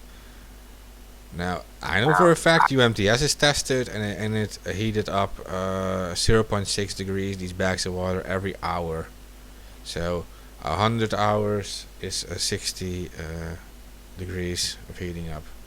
So technically, if you would call for 100 hours in a row, 4 days in a row, you're talking about your brain is actually cooking at that moment, almost cooking. So yeah. Because you have like the body temperature of 37 degrees, you add the 60 to it, and you're close to cooking level. So. Well, let's just remember what happened with Richard Dahl and how he was paid off for 20 years to cover up for the chemical companies, and he covered up Agent Orange by saying that Agent Orange didn't cause cancer. Like, like. That's the type of shit that we're dealing with here, and you can say that because of the War Game memo that came out in 1994. They sent a memo where literally they said "War Game the science." That was Motorola. So, they wouldn't have said that if there wasn't any real real evidence that cell phone radiation could cause cancer, right? And this was in rats. And they typically use rats for human experiments. Human experiments. They typically use rats to experiment to decide whether or not something is safe for humans. Yeah. Yeah, well, it's like you know how with Monsanto, right? You have all these investigations done by the butcher judging his own meat, and it's never going to end because they have highly like professors which are like regarded as like very intelligent and very prominent. Right? Yeah, it's a $1 trillion industry that you're going against. Yeah, to a level they put people on like the Supreme Court in the US, right? It was like a Monsanto guy on the Supreme Court in the past. Right. So yeah. What are you going to do then? Like you can have all your professors do these investigations and all this research and say like, yeah, this obviously causes cancer, your fertilizer, and like the bees are dying in massive numbers, and they will do their own research and say like, no, nothing's going on, it's all good, you can just drink it. Yeah. Yeah, that's another thing, that bees were dying under 5G towers all over the place. And people seem to miss that. And bees are already basically classified as endangered. So Yeah, well, this is They've why been you now dying have in mass the. for years. But this is why you now have the grasshopper plague, right? Because these bees and these wasps actually eat the grasshoppers in these regions. So yeah. Was one of the reasons I saw in these news articles for there being like a huge plague of grasshoppers now. So. Yeah, and it's probably the reason why bees are dying is because of EMF radiation. Yeah, and From combined with like RF the power. glyphosate thing, combined with like the dangerous fertilizer too, like from the Monsanto. Right. Well, I mean, it's called electric smog, Yeah, and electrosmog. that's Yeah. like, that's what I was like laughing at people earlier on Twitter when they were trying to tell me that there's no proof that 5G or any type of radio frequency causes any health problems. I was like, are you kidding me? I was like, this is like basic fucking knowledge. Electric smog.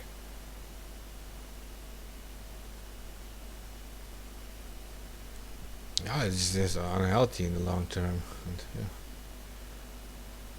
Right, and that's the point. Like you just said, it's unhealthy long term. Yeah, So exactly. you know, if you're constantly being bombarded with these signals, it's going to cause damage. I'm not saying like maybe once or twice you're bombarded with these signals. I'm talking about the people who live around these towers. Yeah, I'm from the tech world. I know these techs who install these antennas in these towers too, and they tell me these stories too. That it's not safe to stay long up in these towers. They don't trust it, and they are actually the people who put these things up. So they put these transmitters in these towers, and they don't trust it. So They should be strapped with TNT. That's all I got to say. yeah, but they just get like paid for to put these antennas in these towers, but they all have the same doubts too. They don't know if it's safe. Well, they can take the money and then give the TNT button to Joe Schmo on the street. Yeah, yeah, you do earn a lot at these companies. But, yeah. It does. Yeah, many believe it is like it messes with their fertility, for example, and it causes cancer and all these things, and it is a sad story. I don't know, but I do know that they release such a thing without much research, so that's obviously never a good idea.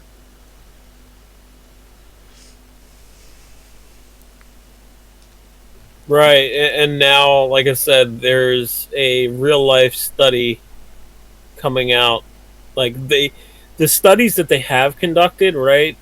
For the most part, when they do conduct studies and say that this is safe, like you said, it's like we're heating up like water. It's like, oh, really? You're heating water? Well, thanks for boiling my water. Like that's not going to prove anything.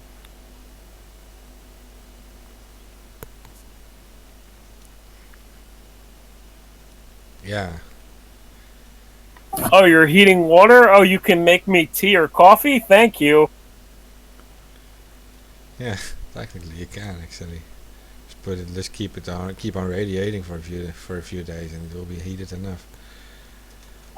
Yeah, well, I don't know if I would trust drinking that. That'd probably give you cancer like instantly. I got a picture for you at the thermometer. You can actually see it because the rules in. Let me see. I have it. I found it already. Yeah, because we have a limit in here for UMTS that is 20 million U watts per meter per square meter, right? But in New Zealand it's only 200, so we have like 100,000 times as high limit as in New Zealand. In Salzburg it's only 10, so we have 2 million times as high limit as in Salzburg. That is in Switzerland, I think. So let's see. And they also have extreme. They also measured extreme biological mutations at a level of 100 U watts per square meter. And then we have the limit of 20 million, and the mutation started at 100. Yeah, it's insane if you think about it. I'm going to send you this thermometer.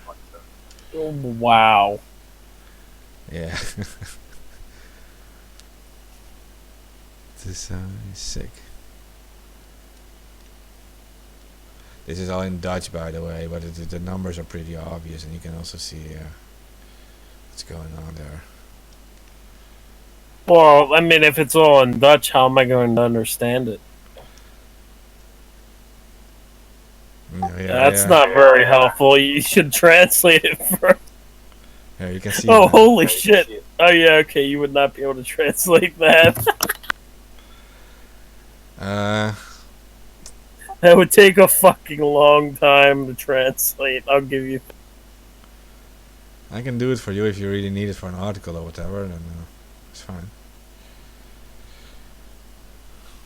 But for now, you can just see the differences between like the limits, and you see like the red one. The red one on top is like the limit in my country, and it's probably the same in the U.S. But the second red one is New Zealand, and then you have Salzburg far below that even, and you can see that it's like the limits is like 2 million times as high in here. Like that's fucking insane, man. That's crazy.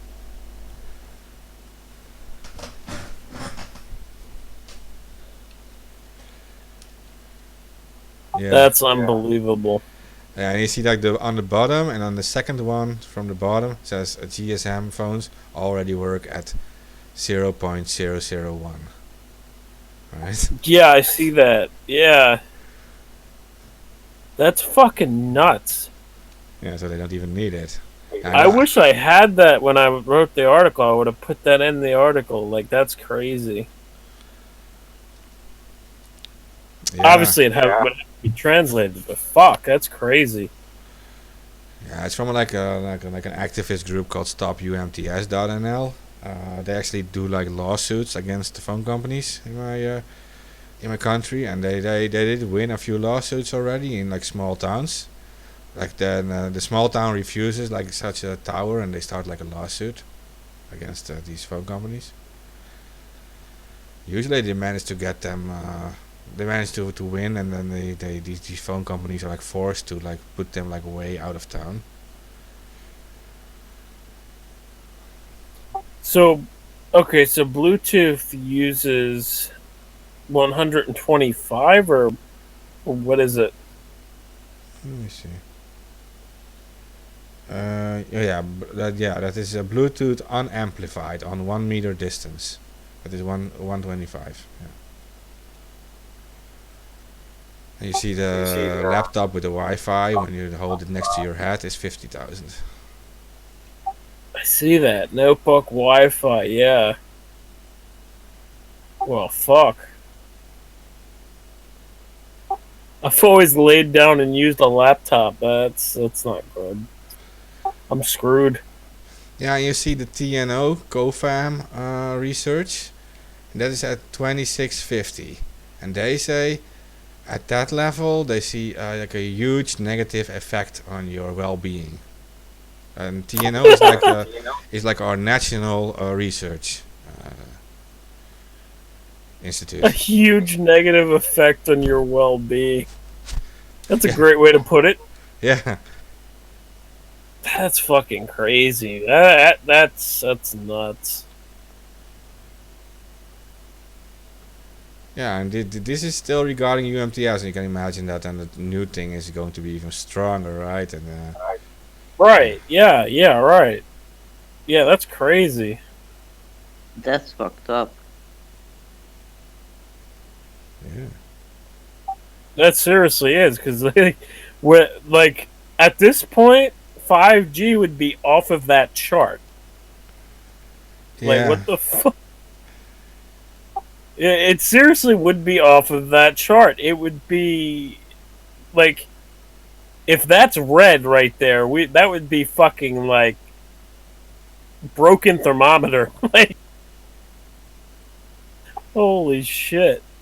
Yeah, and there was the German Naila research, and it says that people who live within a circle of 400 meters of like this huge towers, these huge UMTS towers, they get 3 times more often cancer.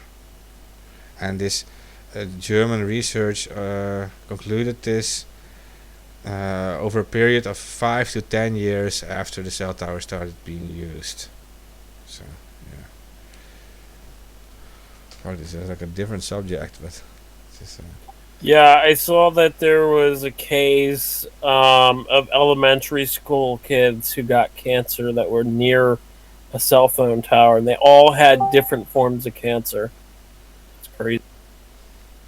yeah, this is a German research investigation called Naila. If people want to search for it, it is. Germans are pretty good at research, to be honest.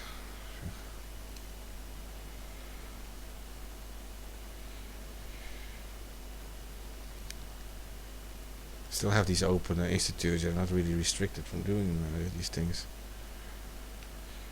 Well, again, the governments of the world have contracts with the cell phone companies.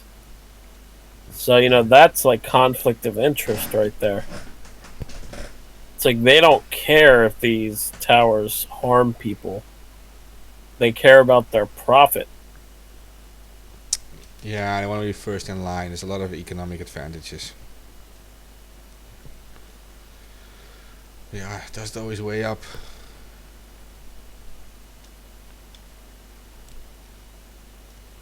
I mean, I get it.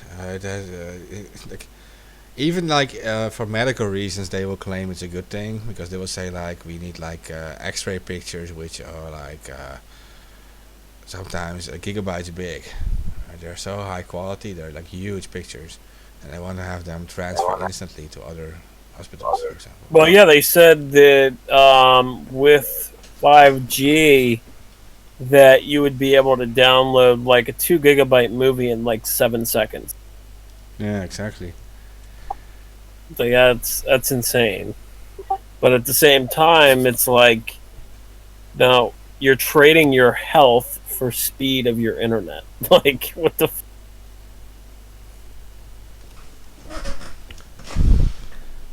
Yeah.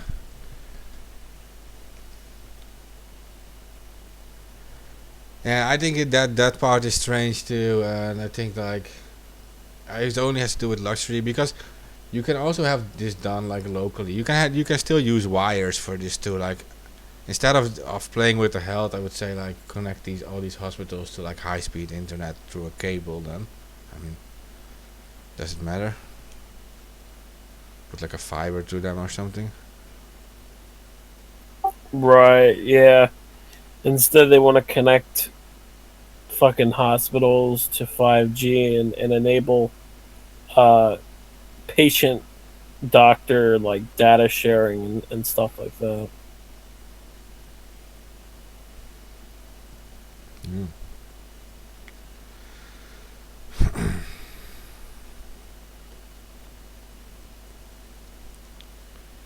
Totally went off topic there, but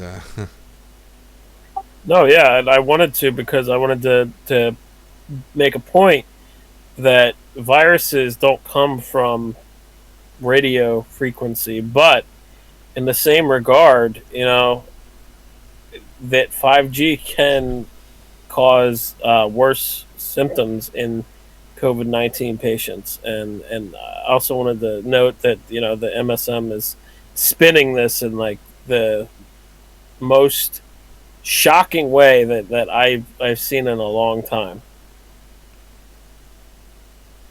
yeah. Yeah, it's weird that they jump so much on it because there's always been theories about this stuff. Like you have the bioweapon theory, you have the 5G theory, you have other theories too. So why would they jump on one thing so much? It's just strange. They're following the war game memo directives. Like I'm not even joking. It's like it has to be like they want people to conflate 5G with the coronavirus so they can say, oh, you believe that 5G is dangerous? You must be a conspiracy theorist who believes that coronavirus was created from 5G. You know, like, and it's stupidity like that that stops the 5G argument from being taken seriously. Yeah, at some point you just you shouldn't worry anymore about what these mainstream media say and these governments like. They've been wrong all the time. Like at first here, I mean, like on January 26th of this year, the RIVM, which is like the Dutch CDC, still says, yeah, the coronavirus of the COVID doesn't really seem so dangerous. It seems like a normal flu, and people don't get it easily from each other. You just have to watch out if you are in contact with certain animals. Like completely misinformed. And like even a month later, they said like, yeah, people without symptoms can't spread it, even though like asymptomatic spreading was already proven. And that's what the government tells us, right? And so we're not always getting the right information, but it doesn't mean we all have to be scared or attacking our governments or whatever. You just need to be vigilant and take your own precautions. Keep distance, wear a mask and stuff if you can. Such, yeah. Because yeah, you just exactly. have to do it. Yeah. I mean, we if they treat us like stupid, it doesn't mean we have to be stupid. Of course. I mean, yeah. Yeah, and at the same time, you know, watch out for the Orwellian push of Orwellian technology, like fucking spying on your phone and all sorts of other shit. Like the shock collar. I was like, what? I saw that. I was like, what the fuck is this?